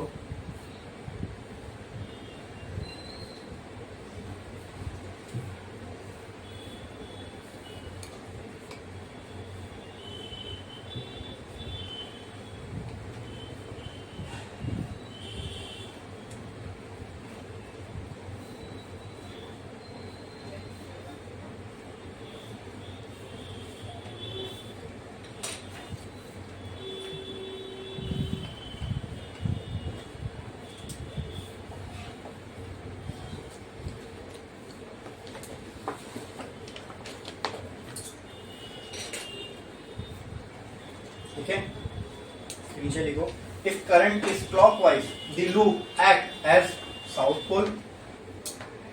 If current is clockwise the loop act as south pole. Clockwise को अंडरलाइन करो, साउथ पोल को अंडरलाइन करो।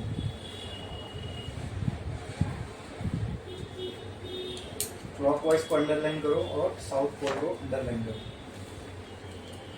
If current is clockwise the loop act as south pole. और नेक्स्ट क्या रहेगा, if current is anticlockwise the loop act as north पोल।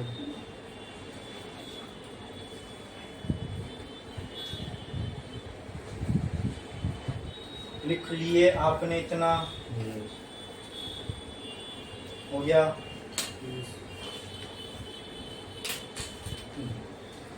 अब बस next एक लाइन छोड़ो और लिखो फॉर सोलिनॉइड। फॉर सोलिनॉइड, अब ये समझ गए आप तो आप सोलिनॉइड के लिए बहुत इजीली बता दोगे कौन सा पोल, कौन सा साइड नॉर्थ होगा, कौन सा साइड साउथ होगा। फॉर सोलिनॉइड, तो पहले तो मुझे ये बताओ सोलिनॉइड होता क्या है। सुनने में तो भाई बहुत पेचीदा चीज लग रही है, कॉम्प्लेक्स चीज मालूम होती है सोलिनॉइड, नाम भी बड़ा फैसिनेटिंग है।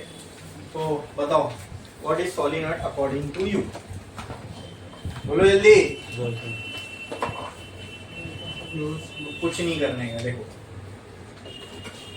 दुकान पे से अपने एक वायर खरीद के लाया ऐसा स्ट्रेट, तो छीले, अंदर से क्या मिला अपने को, कॉपर। एक ऐसी एक पेन लिया आपने या मार्कर लिए, उस कॉपर वायर को लेके ऐसे ऐसे ऐसे ऐसे ऐसे ऐसे पूरा बाउंड कर दिया। यहाँ पे आपने थोड़ी सी स्ट्रेट वायर छोड़ दी, यहाँ पे एक स्ट्रेट वायर छोड़ दी। अब जब ये मार्कर आप उसमें से बाहर निकालोगे तो क्या आपको ऐसे टाइप का कुछ मिलेगा? बस इसी को बोलते हैं सॉलिड। तो सॉलिड कोई बहुत भारी चीज नहीं है, इसको ही बोलते हैं सॉलिड। समझ में आया? क्लियर है? हाँ, अच्छा। अब मान लो इस सॉलिनॉइड को मैंने एक बैटरी से कनेक्ट कर दिया। अब ये कॉपर ही तो था ना, अब इसको मैंने बैटरी से कनेक्ट कर दिया या कोई करंट का सोर्स दिया, तो ये क्या बन गया? Current carrying conductor. अब इसमें से करंट कैसे निकलेगा? देखो पॉजिटिव में से करंट निकलता है बैटरी के, है ना? ऐसे ही जाएगा, ऐसे ऐसे ऐसे ऐसे ऐसे ऐसे ऐसे ऐसे ऐसे ऐसे ऐसे दैट इज सर्किट कंप्लीट। ठीक है, चलो क्लियर है? इसमें किसी को कोई डाउट है? तो अगर आप लेफ्ट से देख रहे हो इसको, तो आपको करंट का डायरेक्शन कैसे दिख रहा है बताओ मुझे? क्लॉकवाइज कि एंटी क्लॉकवाइज? क्लॉकवाइज। तो इफ ये साइड से देखने पे करंट का डायरेक्शन क्लॉकवाइज है, तो ये साइड क्या हो जाएगा? South pole. तो ऑब्वियसली कोई सोचने वाली बात ही नहीं, ये साइड क्या हो जाएगा? करंट चाहिए तो वहां से, अगर यहाँ से क्लॉकवाइज दिख रहा है तो वहां से करंट क्या दिखेगा आपको? एंटी क्लॉकवाइज दिखेगा। ठीक है, तो सॉलिनॉइड के लिए इस तरीके से करंट का डायरेक्शन निकालता है। और हमको मालूम है कि मैग्नेटिक फील्ड लाइंस कहाँ से कहाँ जाती है? North south. जो क्लियर है? समझ में आया? पक्का? ठीक है, तो ये भी डाइपोल जैसा एक्ट करेगा क्योंकि इसके पास कितने पोल आ गए? दो। This will also behave like a bar magnet. समझ में आया? क्लियर है? पक्का? सॉलिनॉइड के लिए कैसे डायरेक्शन निकाल दें, इसके लिए ये समझना जरूरी था। इसके लिए ये और इसके लिए ये, इसलिए एकदम बेसिक से शुरुआत किया मैंने। बार मैग्नेट की मैग्नेटिक फील्ड कैसे दिखती है, समझे? हाँ, सॉलिनॉइड के लिए मैग्नेटिक फील्ड का डायरेक्शन कैसे निकालना है, समझ में आया? एकदम क्लियर है? इसमें किसी को कोई भी डाउट है? पूरी क्लैरिटी से समझ में आया? पक्का लिखो, बनाओ ये।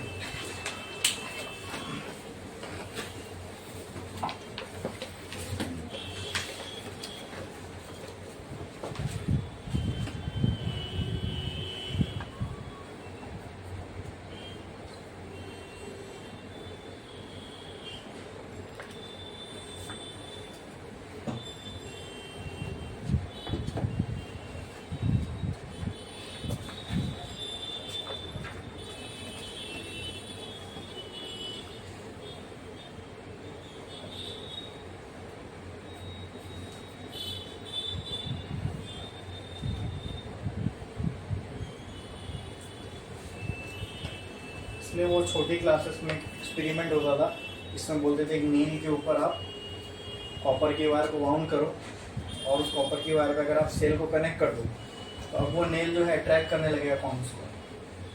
इसके पीछे की फिजिक्स क्या ये है। इसके अंदर आप अगर एक आयरन का नेल डाल दोगे तो क्योंकि यहाँ मैग्नेटिक फील्ड बन गई, वो आयरन का नेल भी क्या बन जाएगा, एक मैग्नेट जैसा बिहेव करने लगेगा। अब वो मैग्नेट को अगर आप कहीं भी पॉइंट के पास या कोई भी लोखंड की चीज के पास लेके जाओगे तो वो चीज को क्या करेगा, वो अट्रैक्ट करेगा। क्यों? क्योंकि इसमें सोलेनॉइड में मैग्नेटिक फील्ड बनती है, इसलिए। ठीक है, क्लियर है, समझ में आया इसका? क्लियर है इतना? अच्छा, अब नेक्स्ट एक लाइन छोड़ो, स्टार डालो और लिखो लिखो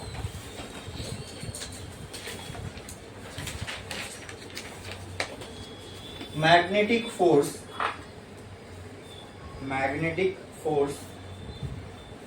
on a moving charge. Magnetic force on a moving charge. इसको मैंने उल्टा बना दिया। यहाँ पे ये ऐसा आएगा ना, साउथ में अंदर की तरफ जा रही है तो ऐसा कुछ डायरेक्शन आएगा इसका। ठीक है, मैंने यहाँ ऐसा बना दिया था ना।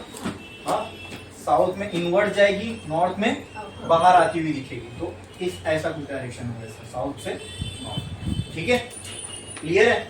बाहर नहीं होती है, बाहर साइड नहीं होगी है, बाहर मैंने ऐसा नहीं कि बाहर से घूम के आएगा, नहीं। ये साउथ है तो यहाँ से गई, नॉर्थ है वहां से बाहर निकल रही है। ठीक है, यहाँ से साउथ दिख रहा है, वहां से नॉर्थ दिख रहा है। जहाँ साउथ दिख रहा है अंदर जा रही होगी, जहाँ नॉर्थ दिख रहा है वहां से बाहर आ रही होगी। ठीक है, पहले लूप बना फिर पोल बने, पहले पोल बना फिर लूप नहीं बने, समझे ना? हाँ, तो साउथ की तरफ इनवर्ड, नॉर्थ की तरफ आउटवर्ड। क्योंकि मैग्नेटिक फील्ड लाइन हमको ऐसी दिख रही है इसलिए हमने पोल दिए। पोल थे इसलिए मैग्नेटिक फील्ड लाइन नहीं बनी, मैग्नेटिक फील्ड लाइन बनी इसलिए पोल्स बने। ठीक है, तो ऐसा कर दो उसको सही। ठीक है, डायरेक्शन ये साइड पे होगा, साउथ से इनवर्ड और नॉर्थ से आउटवर्ड। ठीक है, कर लिए इतना?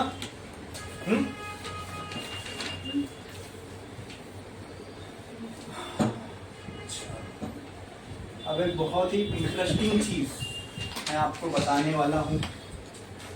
बहुत को 90% ऑफ टाइम मैंने देखा है कि क्लास में 90% बच्चों को ये चीज नहीं मालूम होती। ठीक है, ये सही किया सोलेनॉइड का डायरेक्शन। हाँ, अब देखो, अगर कहीं पे एक करंट कैरिंग वायर है, जैसे मान लो ये एक करंट कैरिंग वायर है, इसके पास मैंने एक कंपास रख दिया। ठीक है, ये कंपास मान लो इसके वजह से डिफ्लेक्ट होके इधर आ गया, ऐसा कुछ हो गया। ठीक है, इसको हिलाने के लिए, ये जो कंपास के अंदर नीडल है, इसको यहाँ मूव करने के लिए क्या चाहिए, क्या एग्जाम्पल? ठीक है, चलो यहाँ एक मैंने मैग्नेट रखा, इसके या ये वायर को लेता हूँ, इसके आसपास ऐसी मैग्नेटिक फील्ड बन रही है। यहाँ मैंने एक 1 रुपए का कॉइन रखा, 1 रुपए का कॉइन हो सकता है इससे अट्रैक्ट हो, इसकी तरफ आए, तो ये क्या मूव होगा? मूव होगा? होगा? कोई चीज अपने आप मूव हो जाएगी? यस, उसके लिए क्या चाहिए? फोर्स चाहिए। क्या चाहिए? फोर्स। क्या चाहिए? फोर्स। अब क्योंकि ये under the influence of magnetic field move हो रहा है, तो इस पे जो फोर्स लग रहा होगा उसको हम क्या बोलेंगे? Magnetic force. जब charge under the influence of electric field move होता था तो उसको हमने क्या बोल दिया था? इलेक्ट्रिक फोर्स या फिर इलेक्ट्रोस्टैटिक फोर्स। बराबर, ये भी फोर्स है लेकिन ये under the influence of which field? इस फोर्स को क्या बोलेंगे? उसको हम रिप्रेजेंट करते हैं Fm से, इलेक्ट्रोस्टैटिक को ES ऐसे रिप्रेजेंट करते थे ना। आई बात समझ में? तो वो फोर्स जो मैग्नेटिक फील्ड की वजह से लगे उस फोर्स को क्या बोलेंगे? Magnetic force. बोलो, इतना क्लियर है? समझ में आया? ठीक है, अच्छा, अब ये चीज को समझना आप लोग। मान लो कहीं पे एक करंट कैरिंग वायर है, ये करंट कैरिंग वायर है, इसमें जो करंट का डायरेक्शन है लेट्स से ये अपवर्ड है। ठीक है, तो समझ में आया?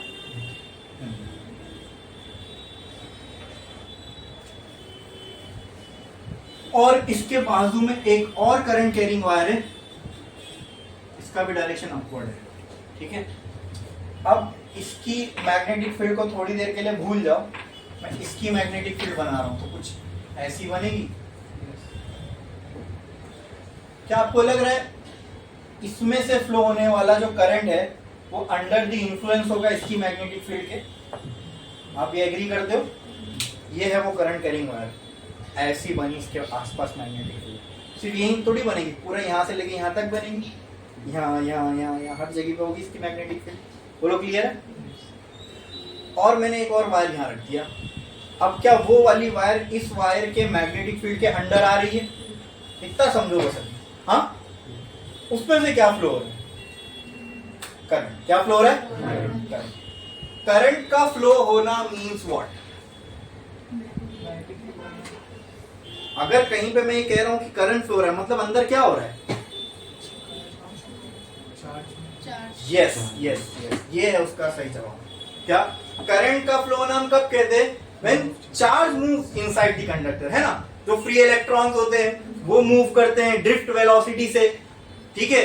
जाहिर सी बात है, मूव होंगे तो कुछ वेलोसिटी होगी, तो इलेक्ट्रॉन जो कंडक्टर के अंदर मूव करते हैं ना, और जिस वेलोसिटी से मूव करते हैं उसको बोलते हैं ड्रिफ्ट वेलोसिटी। क्या बोलते हैं? और सीधी सी बात है, हम तो ये बचपन से पढ़ते हुए, what is current? Flow of charge, यही है ना करंट। मतलब अगर इस वो जो दूसरी वाली वायर है उसमें से अगर मैं बोल रहा हूँ करंट फ्लो हो रहा है, इसका मतलब अंदर क्या फ्लो हो रहा है? चार्ज फ्लो हो रहा है। And what is that charge? नाम क्या उस चार्ज का? अंदर कौन सा चार्ज फ्लो होता है करंट में? इलेक्ट्रॉन्स। हाँ, इतना क्लियर है? इतना क्लियर है? तो ऐसा मैं बोल सकता हूँ यहाँ से करोड़ों इलेक्ट्रॉन ऐसे ऊपर के डायरेक्शन में जा रहे होंगे। करंट का डायरेक्शन ये है, तो इलेक्ट्रॉन कौन से डायरेक्शन में जा रहे होंगे? अपवर्ड। बोलो इतना क्लियर है? इतना क्लियर है? ये समझ में आया? इसमें किसी को कोई डाउट है? बोलो। अच्छा, तो उन करोड़ों इलेक्ट्रॉन में से मैं ये कोई एक इलेक्ट्रॉन को पकड़ लेता हूं, तो क्या वो एक भी ऐसे ही जा रहा होगा? हाँ, इसको हटाओ। अब मैं बोलता हूँ यहाँ से चुपचाप अपना एक इलेक्ट्रॉन जा रहा है ऊपर की तरफ, समझे? हाँ, ठीक है। वैसे तो यहाँ हर जगह मैग्नेटिक फील्ड होगी, लेकिन हमने समझने के लिए यहाँ बनाए हैं, ठीक है? जैसे जैसे ये इलेक्ट्रॉन मूव होगा होगा होगा होगा होगा, देखो ये आसपास मैग्नेटिक फील्ड है, ये इलेक्ट्रॉन आया, चल रहा है चल रहा है चल रहा है, कुछ नहीं, अपना चुपचाप अच्छे से चल रहा था, ये बीच में कोई इसको डिस्टर्बेंस नहीं था। जैसी मैग्नेटिक फील्ड है ये ज़ूप इसे अंदर चला गया। ऐसा मतलब चल रहा था चल रहा था चल रहा था, ना मैग्नेटिक फील्ड जैसी आई ऐसे हो गया, समझे?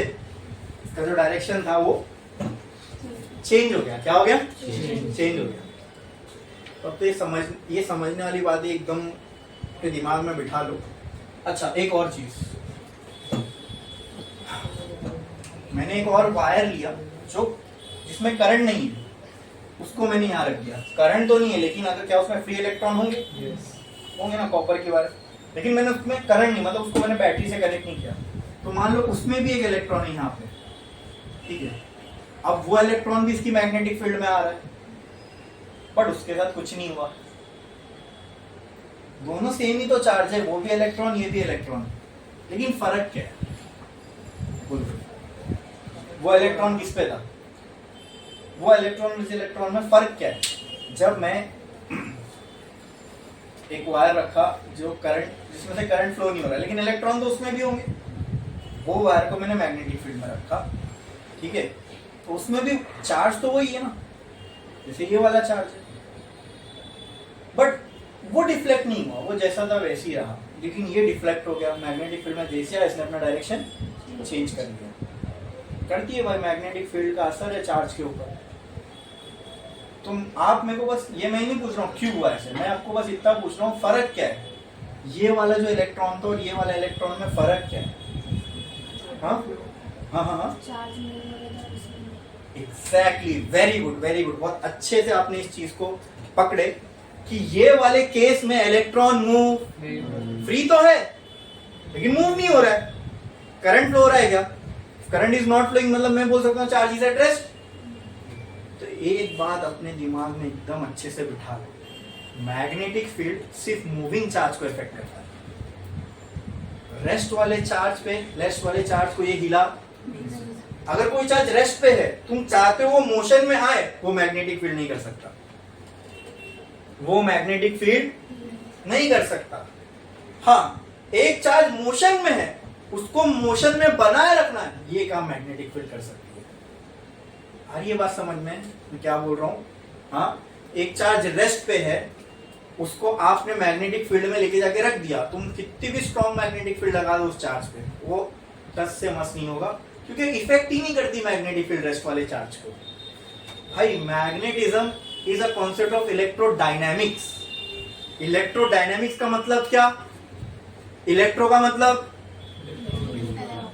Yes, charge, electron. डायनेमिक्स का मतलब क्या? When something is in. यहाँ पे इलेक्ट्रोडायनेमिक्स में चार्ज किसमें होगा? And magnetism is a concept of electrodynamics. तो ये किसकी फिजिक्स है? ये मोशन वाले चार्ज की फिजिक्स है। रेस्ट वाले चार्ज की फिजिक्स हमने किसमें पढ़े थे? Electrostatics, study of charge at rest. Electro charge, static rest, charge at rest. समझे? हाँ, चार्ज रेस्ट वाले चार्ज को कौन इफेक्ट करता है?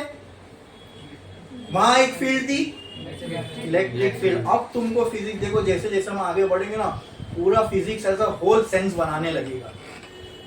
ऐसे ये आसपास की दुनिया में ये सारी चीजें अप्लाई होती है। तो अगर एग्जाम्पल, ये एक प्लेट है, ये एक प्लेट है, ये एक प्लेट पॉजिटिव है, ये एक प्लेट नेगेटिव है, इसके बीच में मैंने रख दिया वही इलेक्ट्रॉन को। चलो, इलेक्ट्रॉन को रख दिया, क्या होगा इसके साथ? क्या होगा इसके साथ? बोलो। पॉजिटिव वाली प्लेट इसको कहां धकेलेगी? राइट में, लेफ्ट में? लेफ्ट में। ठीक है, इलेक्ट्रिक फील्ड का डायरेक्शन कहां होगा? ऐसे। हाँ, क्योंकि ये इलेक्ट्रिक फील्ड में रखा गया है, by nature this will get attracted towards, ये मूव होगा। अब तो रेस्ट वाले चार्ज को इलेक्ट्रिक फील्ड मोशन में ला सकती है। आई बात समझ में? मैग्नेटिक फील्ड ये काम नहीं कर सकती। यहाँ एक जगह नॉर्थ पोल है, एक जगह साउथ, ये नॉर्थ है, ये साउथ है, इसी के बीच में भी मैंने एक इलेक्ट्रॉन रख दिया। मैग्नेटिक फील्ड लाइन कैसे जा सकती है? ऐसे, है ना? इसके साथ क्या होगा पूछूं तो? कुछ भी नहीं होगा, वो रेस्ट वाला चार्ज रेस्ट पे ही रहेगा। आई बात समझ में? मैग्नेटिक फील्ड रेस्ट वाले चार्ज को इफेक्ट, मैग्नेटिक फील्ड कौन से चार्ज को इफेक्ट करेगी? चार्ज इन मोशन को, तो मूविंग चार्ज होगा। आई बात समझ में? क्लियर है? समझ में आया? तो कौन सी फील्ड है जो चार्ज को मोशन में ला सकती है? कौन सी फील्ड है जो चार्ज को मोशन में बनाए रख सकती है? Magnetic field. हाँ, अगर ये चार्ज मोशन में है और उसको आप मैग्नेटिक फील्ड दे दो, उसके आसपास मैग्नेटिक फील्ड लगा दो, जब तक मैग्नेटिक फील्ड है वो मूव करता रहेगा। एक बार रेस्ट पे आ गया फिर कुछ नहीं। समझे? क्लियर है? ये चीज समझ में आई? तो effect on field, on effect of fields on charge, यहां से भी आपको डिफरेंस समझ में आओगा मैग्नेटिक फील्ड और इलेक्ट्रिक फील्ड का। ठीक है, भले बहुत सारे एनालॉगी इसमें है, लेकिन बहुत सारे डिफरेंसेस भी है। मैग्नेटिक फील्ड एक चार्ज को मोशन में नहीं ला सकती, इलेक्ट्रिक फील्ड चार्ज को मोशन में ला सकती है। यही बात समझ में क्लियर है? ठीक है, तो चलो वो चार्ज को तो भूल जाओ, ये था वो चार्ज। ठीक है, ये गया गया गया गया, जैसे ये इधर आया वो हमने देखा ये चार्ज जो है ये यहां चला गया, ऐसे बेंड हो गया। अब इसको जाना तो ऐसे था लेकिन गया ये ऐसे। ठीक है, मतलब क्या मैं बोल सकता हूं, चार्ज जब इधर पहुंचा तो उसको इस डायरेक्शन में फोर्स लगा होगा। अच्छा, ये क्यों हुआ? जब चार्ज कहां एंटर हुआ तो ये हुआ मैग्नेटिक फील्ड में। मतलब अगर ये मैग्नेटिक फील्ड में एंटर और यहां चला गया, मतलब इसको इस डायरेक्शन में क्या लगा होगा? Which is due to, that's why this force will be called as, मतलब there is a force which is due to magnetic field, और उस फोर्स को हम क्या बोल रहे हैं? जो इस चार्ज पे लग रहा है और चार्ज को इस डायरेक्शन में मूव करवा रहा है। चार्ज को कैसे जाना था? ऐसे सीधा, मतलब चार्ज की वेलोसिटी इस डायरेक्शन में थी, मतलब इसके वेलोसिटी का डायरेक्शन ऐसा था स्ट्रेट, लेकिन because of this force charge का डायरेक्शन चेंज हो गया। समझ में आया? क्लियर है? क्लियर है? अब क्योंकि ये मैग्नेटिक फील्ड में आ गया, ठीक है, और ये एक चार्ज पार्टिकल है, मैग्नेटिक फील्ड क्या करेगी? मोशन में था ना, इसको मोशन में बनाए रखेगी, अब इसको रेस्ट पे आने नहीं देगी। अभी यहां था मैग्नेट, अब जैसी अब ड्यू टू इनर्शिया और थोड़ा आगे बढ़ेगा, मतलब मान लो ये यहां आ गया, फिर इसको जाना स्ट्रेट है, लेकिन मैग्नेटिक फील्ड क्या करेगा, फिर अंदर ढकेल लेगा। किससे? एफएम से। मान लो ये चार्ज इधर है, इसको जाना इधर था, लेकिन मैग्नेटिक फील्ड की वजह से फिर इधर आएगा। ये चार्ज इधर था, जाना इधर था, मैग्नेटिक फील्ड की वजह से क्या ऐसा लग रहा है चार्ज जो है वो सर्कुलर मोशन परफॉर्म कर रहा है, चालू कर दिया। हाँ, अंडर द इन्फ्लुएंस ऑफ अच्छा, मैग्नेटिक फील्ड में आने की वजह से इस चार्ज पे एक फोर्स लगा, जिसकी वजह से इसने अपना डायरेक्शन चेंज किया। What is that force called as? Magnetic force. क्या बोलते हैं उसको? एफएम। क्या है वो? एफएम। ठीक है। Force is a vector quantity, एक वेक्टर क्वांटिटी है।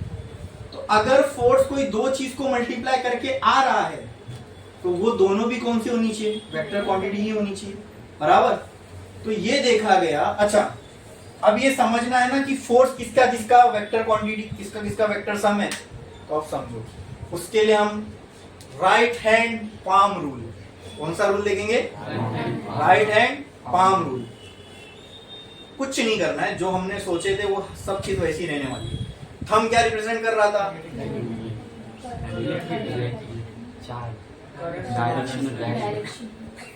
Direction of what? Current. Direction of इतना जल्दी तो एक दोस्त अपने दूसरे दोस्त का एहसान नहीं भूलता जितना जल्दी आपने थंब के डायरेक्शन को भूल गए। ये जो थंब है ये किसको रिप्रेजेंट करता है? और ये फिंगर्स किसको रिप्रेजेंट कर रही है? Magnetic field. तो ये दोनों वैसी ही रहने वाली है अभी भी। ये थंब किसको रिप्रेजेंट करेगा? ये फिंगर्स। अब सामने आ गया पाम, जो डायरेक्शन में पाम फेस कर रहा है वो होगा डायरेक्शन ऑफ फोर्स। कुछ डिफिकल्ट था? जो डायरेक्शन में पाम फेस कर रहा है वही होगा डायरेक्शन ऑफ फोर्स। और कौन सा फोर्स? Magnetic force. कौन सा force? This will be the direction of magnetic force. Clear? बस खत्म। कुछ नहीं करना है, right hand left hand thumb कुछ भी नहीं, यही वाला मेथड याद रखो। ठीक है, ये तो हमने ऑलरेडी दो चीज पहले ही समझे थे। थंब किसको रिप्रेजेंट करेगा? Direction of current. Fingers direction of, तो जो पाम फेस कर रहा है जिसको होगा डायरेक्शन ऑफ मैग्नेटिक फोर्स। चलो यहाँ पे देखते हैं, इस पॉइंट के लिए बताना, इस पॉइंट के लिए। हाँ, मैंने फोर्स अंदर की तरफ मैंने बनाया ना, देखते हमारे रूल से ऑटोमेटिक आता है कि नहीं। ठीक है, मैग्नेटिक फील्ड का डायरेक्शन यहाँ पे इनवर्ड्स है। देखो ऐसे जा रही है मैग्नेटिक फील्ड, तो यहाँ पे इनवर्ड होगा ना। ये वाली वायर के लिए हमने देखे थे ना भाई, राइट साइड इनवर्ड होता है। तो पहले क्या करो, मैग्नेटिक फील्ड फिंगर्स को अलाइन कर दो in the direction of magnetic field inwards. Outward होती तो ऐसा करता। ठीक है, सब लोग करो ऐसा, हाथ ऐसे अंदर की तरफ, इनवर्ड्स, है ना। डायरेक्शन ऑफ करंट क्या है? ऐसे है कि ऐसे है? ऐसे ऐसे ऊपर की तरफ। ये हो गया डायरेक्शन ऑफ करंट। दोनों को अलाइन कर दिया आपने, मैग्नेटिक फील्ड और करंट के डायरेक्शन। पाम कहाँ फेस कर रहा है? राइट में कि लेफ्ट में? राइट। पाम कहाँ फेस कर रहा है? राइट में कि लेफ्ट में? मतलब जो मैग्नेटिक फोर्स लगेगा उसका डायरेक्शन क्या होगा? लेफ्ट में। देखो ना, मैंने लेफ्ट में ही तो बनाया। लेफ्ट मींस अगर ये एक सर्कल बना दो तो ऐसा नहीं लग रहा सेंटर की तरफ? हाँ, तो आपको पता है। अच्छा, आपको देख के समझ में आ रहा है मैग्नेटिक फील्ड ये अंदर की तरफ, एक पेन दो और। ये था डायरेक्शन ऑफ करंट, एक और दो, और ये था डायरेक्शन ऑफ फोर्स। क्या देख के ऐसा लग रहा है ये all three are mutually perpendicular to each other? हाँ, जिसमें से ये क्या था? ये क्या था? ये क्या है? Force, magnetic force. इसको ही तो निकालना है। तो अगर तीनों म्यूचुअली परपेंडिकुलर है तो कहना है से magnetic force is a cross product of V and B.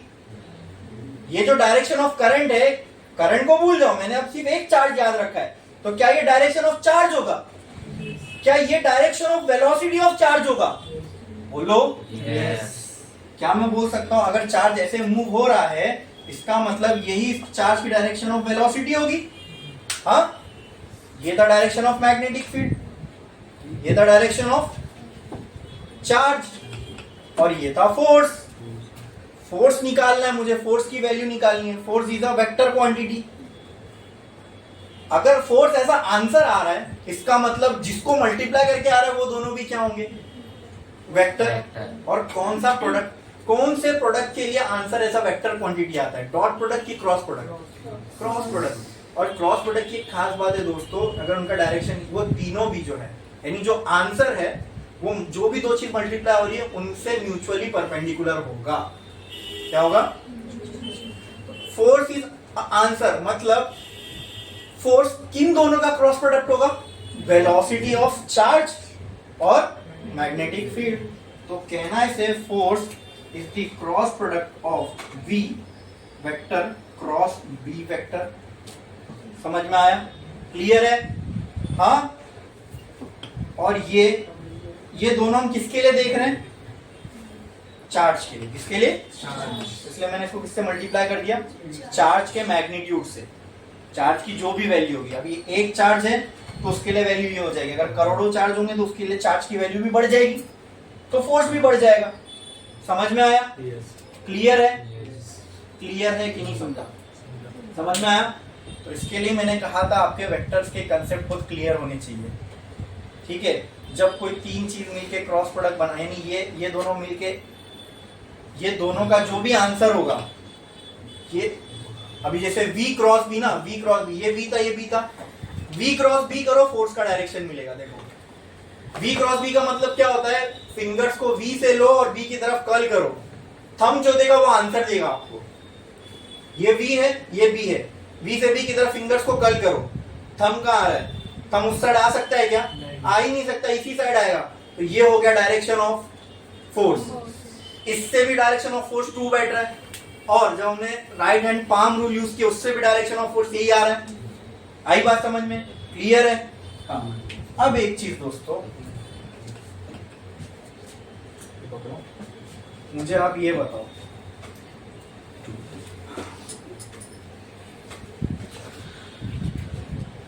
अभी आप लोग से मैंने पूछा तो आपने ये कहा कि सर ये है करंट कैरिंग वायर, ये उसके आसपास मैग्नेटिक फील्ड। चलो इस मैग्नेटिक फील्ड को, चलो अभी सर्कल ही बनाता हूँ। हाँ, यहाँ पर अपवर्ड डायरेक्शन में क्या था, करंट था। तो अगर ये डायरेक्शन में करंट है तो यहाँ करोड़ों चार्ज ऊपर की तरफ जा रहे होंगे, and that charge is electron. मतलब यहाँ आप बोल रहे हो इलेक्ट्रॉन ऊपर की तरफ जा रहा होगा, है ना। What flow of current means flow of charge. Clear है? करंट ऐसे फ्लो हो रहा है मतलब चार्ज ऐसे फ्लो हो रहा है, यानी इलेक्ट्रॉन ऐसे फ्लो हो रहा है, बराबर। तो इलेक्ट्रॉन की वेलोसिटी का डायरेक्शन क्या होगा, अपवर्ड, मतलब velocity of electron will be in this direction, बराबर। तभी ये सब ट्रू बैठ रहा है, वेलोसिटी का डायरेक्शन ये, मैग्नेटिक फील्ड का डायरेक्शन ये डायरेक्शन पाम रूल को मैच करना चाहिए, तभी ये डायग्राम सही होगा। पाम रूल के हिसाब से फोर्स इधर आया था, अब इसका क्रॉस प्रोडक्ट निकालोगे तो उसका डायरेक्शन भी इधर आना चाहिए। ये हो गया वेलोसिटी, ये हो गया मैग्नेटिक फील्ड। अब हमको पता है वेलोसिटी और v का क्रॉस प्रोडक्ट होता है फोर्स, यानी इन दोनों का डायरेक्शन भी कहाँ आना चाहिए, इधर। तो v से b की तरफ उंगली घुमाया तो हाँ बराबर इधर आ रहा है, ये ट्रू है। लेकिन क्या होगा जब मैं आपको बोलूं कि इलेक्ट्रॉन का डायरेक्शन है ही नहीं, ये डायरेक्शन ऑफ इलेक्ट्रॉन है ही नहीं, इलेक्ट्रॉन इस डायरेक्शन में होगा ही नहीं, बल्कि इलेक्ट्रॉन तो इस डायरेक्शन में होगा। तो इलेक्ट्रॉन की वेलोसिटी का भी डायरेक्शन क्या होगा, बोलो, डाउनवर्ड होगा। अब डाउनवर्ड ले जाओ, मैग्नेटिक फील्ड तो अब भी ऐसी ही है। अब यहां से यहां पे जब आप फिंगर्स को कर्ल करोगे, कैसे कर्ल करो, ऐसे, ये हो गया किसका डायरेक्शन, हाँ यहां से देखता हूं, ये हो गया वेलोसिटी का डायरेक्शन, जो क्या मैग्नेटिक फील्ड। अब यहां से यहां पे कर्ल करोगे तो फिंगर्स कहां जा रही है, राइट साइड जा रही है। कहां जा रही है, मतलब इसके हिसाब से फोर्स कहां होना चाहिए, यहाँ। तो मतलब चार्ज को कहां भागना चाहिए, इधर, लेकिन चार्ज कहां जा रहा है, इधर। पूरा कंसेप्ट हिल रहा है अपना, है ना। तो या तो कंसेप्ट गलत है या तो हमारी नॉलेज में कुछ गैप है। क्या हो सकता है,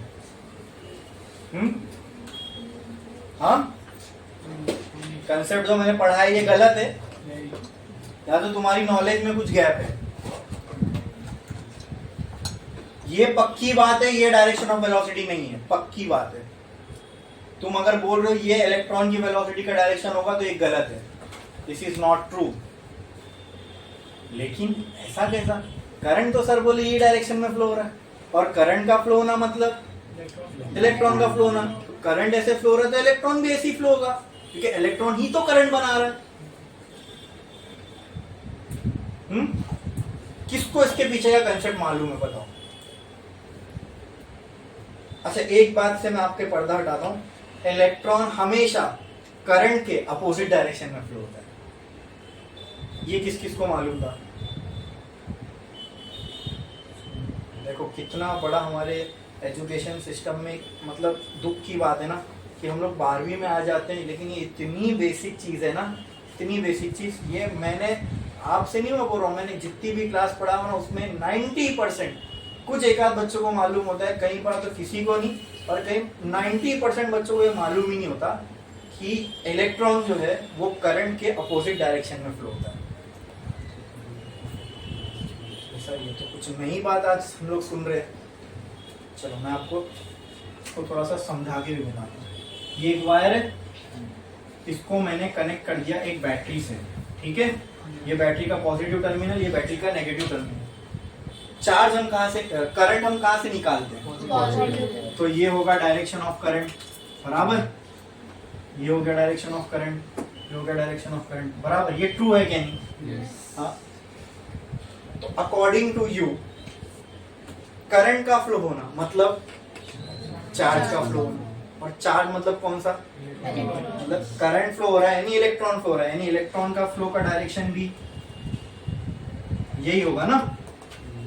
लॉजिक ये कहता है, दिमाग ये कहता है सर करंट ऐसा फ्लो हो रहा है और करंट का फ्लो मतलब इलेक्ट्रॉन का फ्लो, तो करंट ऐसा फ्लो हो रहा है मतलब इलेक्ट्रॉन भी ऐसे ही फ्लो हो रहा होगा, ठीक है। अच्छा, if this side is positive, ये क्या आएगा? ये क्या होगा? ये पॉजिटिव तो ये भी, और ये क्या होगा? अच्छा, अब इसको जूम करता हूं, ठीक है। इसको इतने टुकड़े को लिया मैंने, जूम किया, तो देखो ये जब मैंने इसको जूम किया तो मुझे दिखा अंदर क्या है? बहुत सारे इलेक्ट्रॉन है, बहुत सारे क्या है? इलेक्ट्रॉन, ठीक है। इसके इस साइड पे कौन सा चार्ज है?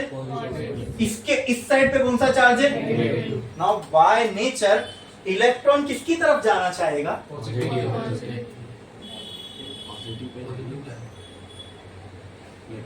आपने तो दल बदल लिए, कुछ लोग बोल रहे हैं नेगेटिव की तरफ जाएगा। अरे ऐसा कैसे? तुम्हारे अपनी बात को सही बात पूरा इलेक्ट्रोस्टैटिक पढ़ लिया, इतना तो मालूम होना चाहिए कि इलेक्ट्रॉन किसकी तरफ अट्रैक्ट होगा। तो बाय नेचर इलेक्ट्रॉन को यहाँ मूव होना चाहिए कि यहाँ मूव होना चाहिए? राइट में कि लेफ्ट में? तो मतलब आप कह रहे हो इलेक्ट्रॉन इस डायरेक्शन में मूव होगा, तो अब ये चीज ही तो इसके अंदर है ना। और इस साइड अगर पॉजिटिव है तो पूरा इलेक्ट्रॉन यहां जाना चाहिए। ये बात सेंस बना रही है? बोलोगे सर क्या आपको पूरा एकदम कंसेप्ट हिला दिया हम लोग का? खाली कुछ भी नहीं किया, मैंने उसको जूम करके थोड़ा बेसिक बता दिया, तो अब पूरी बात सेंस बनाने लगी कि क्यों मैं ऐसा बोल रहा था कि रिटर्न उल्टा फ्लो होगा। कभी इस पे गौर किए थे? कितनी छोटी सी चीज है और कितनी बेसिक चीज है, लेकिन कभी हमने इस पे गौर किए नहीं। अच्छा ठीक है सर, तो इलेक्ट्रॉन ऐसे फ्लो हो रहा है, मान गए।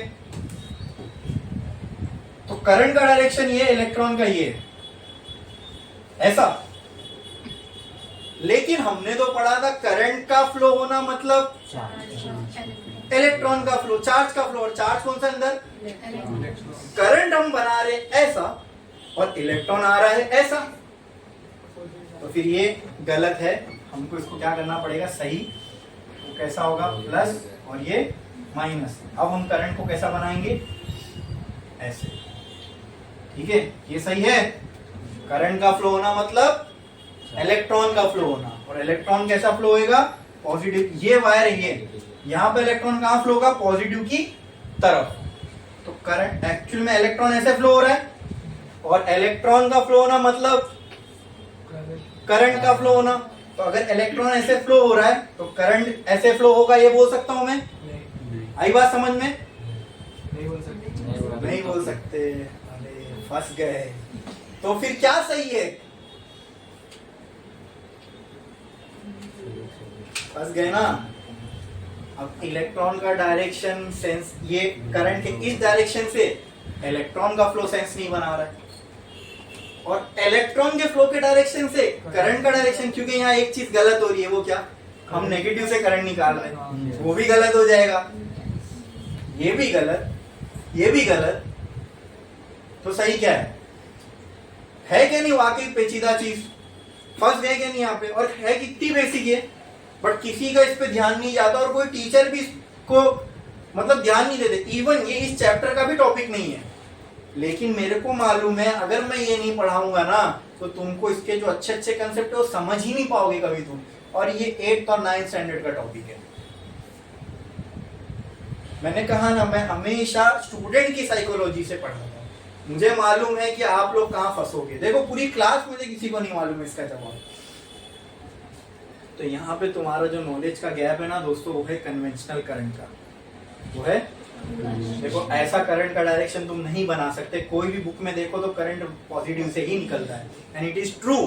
लेकिन सर फिर ये इस बात को कॉन्ट्राडिक्ट कर रहा है कि करंट अगर पॉजिटिव से निकल रहा है, इलेक्ट्रॉन का फ्लो तो उल्टा होना चाहिए, है ना। वो मैंने यहां से आपको समझा दिया और एकदम बेसिक से आपको समझ में भी आ गया। सर कोई बच्चा भी समझेगा इलेक्ट्रॉन नेगेटिव है, यहाँ पॉजिटिव, तो इलेक्ट्रॉन तो यहीं जाएगा। मतलब अगर ये वायर है तो इलेक्ट्रॉन का, और अंदर इलेक्ट्रॉन है तो वो तो यहीं फ्लो होंगे।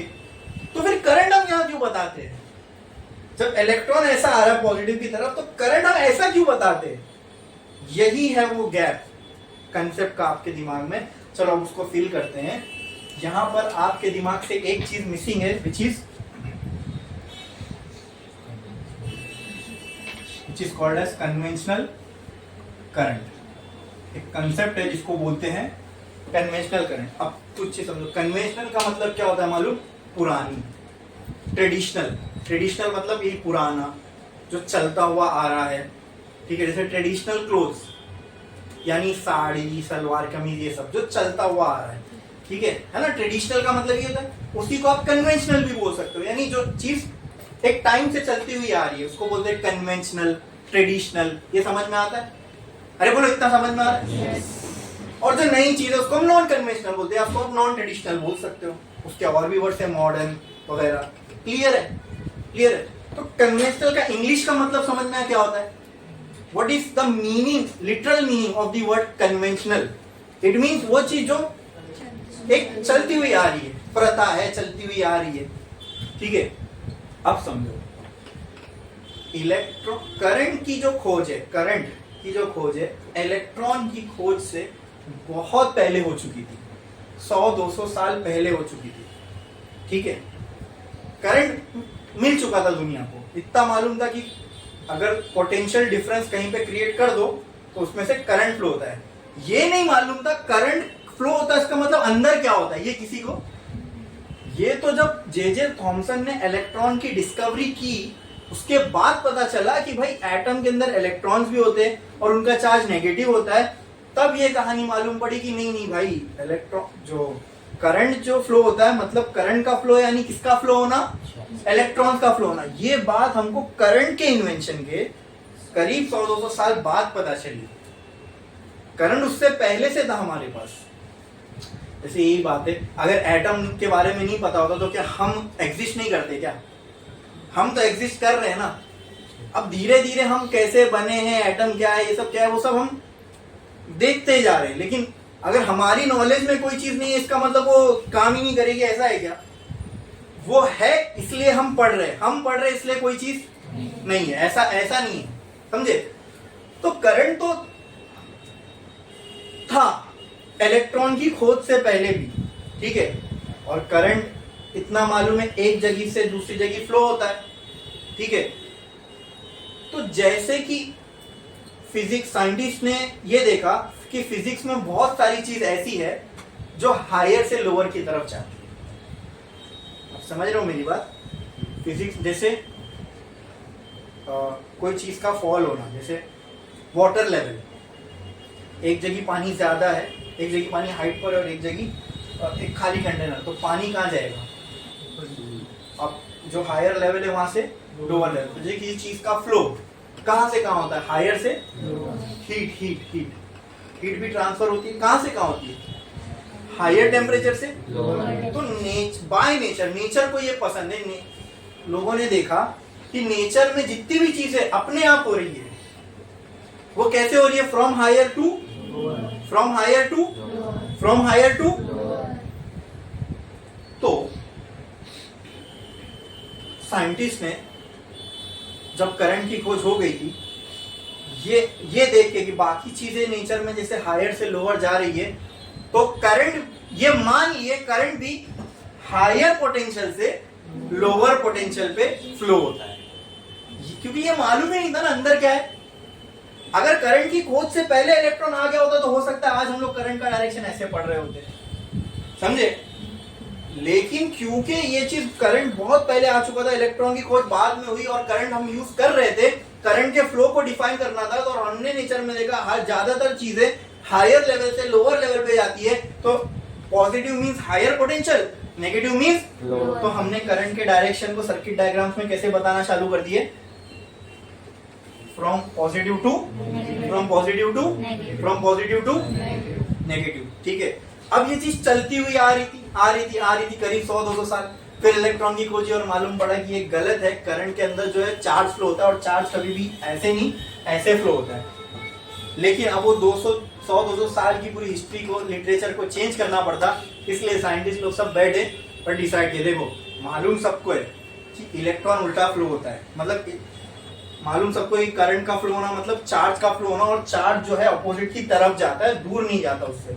हाँ, लेकिन बोले अभी अपन इतने साल से ये सब चीजें करते हुए आ रहे, बात वो पूरा चेंज करने में टाइम पास हो जाएगा, इसलिए सबकी रजामंदी ये हुई कि हम लोग ये जो करंट है इसको ऐसे ही रखते हैं, इसको बस दिमाग में समझ लो कि इलेक्ट्रॉन उल्टा फ्लो होगा। अब क्योंकि ये सही है क्या? लेकिन करंट का डायरेक्शन आप बोलो है सही, ओरिजिनली करंट का direction, I say tell me the direction of original current, तो कैसा होना चाहिए? ये यहाँ उल्टा ना, यहां से बराबर। लेकिन क्योंकि ये करंट का डायरेक्शन चलते हुए आ रहा था एक जमाने से, दैट्स व्हाई हमने इसको एक नाम दे दिया और इसी को चलते रहेंगे, चलाते रहेंगे, ऐसा डिसाइड किए। तो कोई चीज चलती हुई आ रही है, उसी को आगे भी चलाना है। जो चीज चलती हुई आ रही है तो वो क्या हो गई? कन्वेंशनल। ये करंट बहुत टाइम से ऐसे ही चलता हुआ आ रहा था, यही नाम से, यही डायरेक्शन से, तो इसलिए हमने इसको एक नाम दे दिया कन्वेंशनल करंट। क्या नाम दे दिया? क्या नाम दे दिया? तो कन्वेंशनल करंट जो होता है वो पॉजिटिव से निकलता है, लेकिन चार्ज का डायरेक्शन अपोजिट होता है। ये समझना कन्वेंशनल करंट की कहानी क्या थी। हाँ, अब सब बैठ गया प्लेस पे बराबर, ठीक है। अब समझना है क्यों हम गलत डायरेक्शन, नहीं देखा जाए लॉजिकली तो ये करंट का डायरेक्शन कैसा लगता है? गलत, क्योंकि करंट का फ्लो मतलब किसका फ्लो? चार्ज का फ्लो। किसका फ्लो? चार्ज का फ्लो होना बराबर। और कायदे से तो चार्ज करंट के डायरेक्शन में होना चाहिए, लेकिन ऐसा हो रहा है क्या? नहीं। तो ये उल्टी सीधी कहानी क्यों थी, समझ में आ गया। तो ये जो उल्टा बनाते हुए हम लोग करंट को उल्टा बनाते हुए आ रहे थे, चार्ज तो उसमें बाय नेचर जैसे फ्लो होना था वो हो रहा था, हमारी समझ में हमने उसको गलत ले लिया। हमने सोचा हर चीज हायर से लोअर जाती तो करंट भी हायर से लोअर, नहीं हमने ये सोचा, यानी साइंटिस्ट ने सोचा होगा कि चार्ज तो उस टाइम था ही नहीं, तो जो भी चीज करंट बना रही है वो हायर से कहां फ्लो हो रही होगी? लोअर पे। तो उसने हमने करंट के डायरेक्शन को कहां से कहां बताना चालू किया? बैटरी के हायर पोटेंशियल से लोअर पोटेंशियल पे। समझ में आया? अब वो चीज चलती आ रही थी तो उसी को क्या रखे? कंटिन्यू। तो इसलिए हमने इसको नाम दे दिया कन्वेंशनल करंट। समझ में आया? लेकिन ये आपके दिमाग में क्लियर होना चाहिए कि करंट के डायरेक्शन में चार्ज नहीं होता, इलेक्ट्रॉन का जो डायरेक्शन है वो अलग होता है। क्यों होता है वो यहाँ से समझ में आया। लेकिन फिर अगर इलेक्ट्रॉन का डायरेक्शन उल्टा होता तो करंट का डायरेक्शन भी उल्टा क्यों नहीं बनाते, वो भी समझ में आया। ठीक है, क्लियर है। अब इसके बाद आएंगे हम लोग फोर्थ पे, लेकिन एक ब्रेक के बाद। यहाँ पे अपना कन्वेंशनल करंट जो है सबको समझ में आया? ठीक है।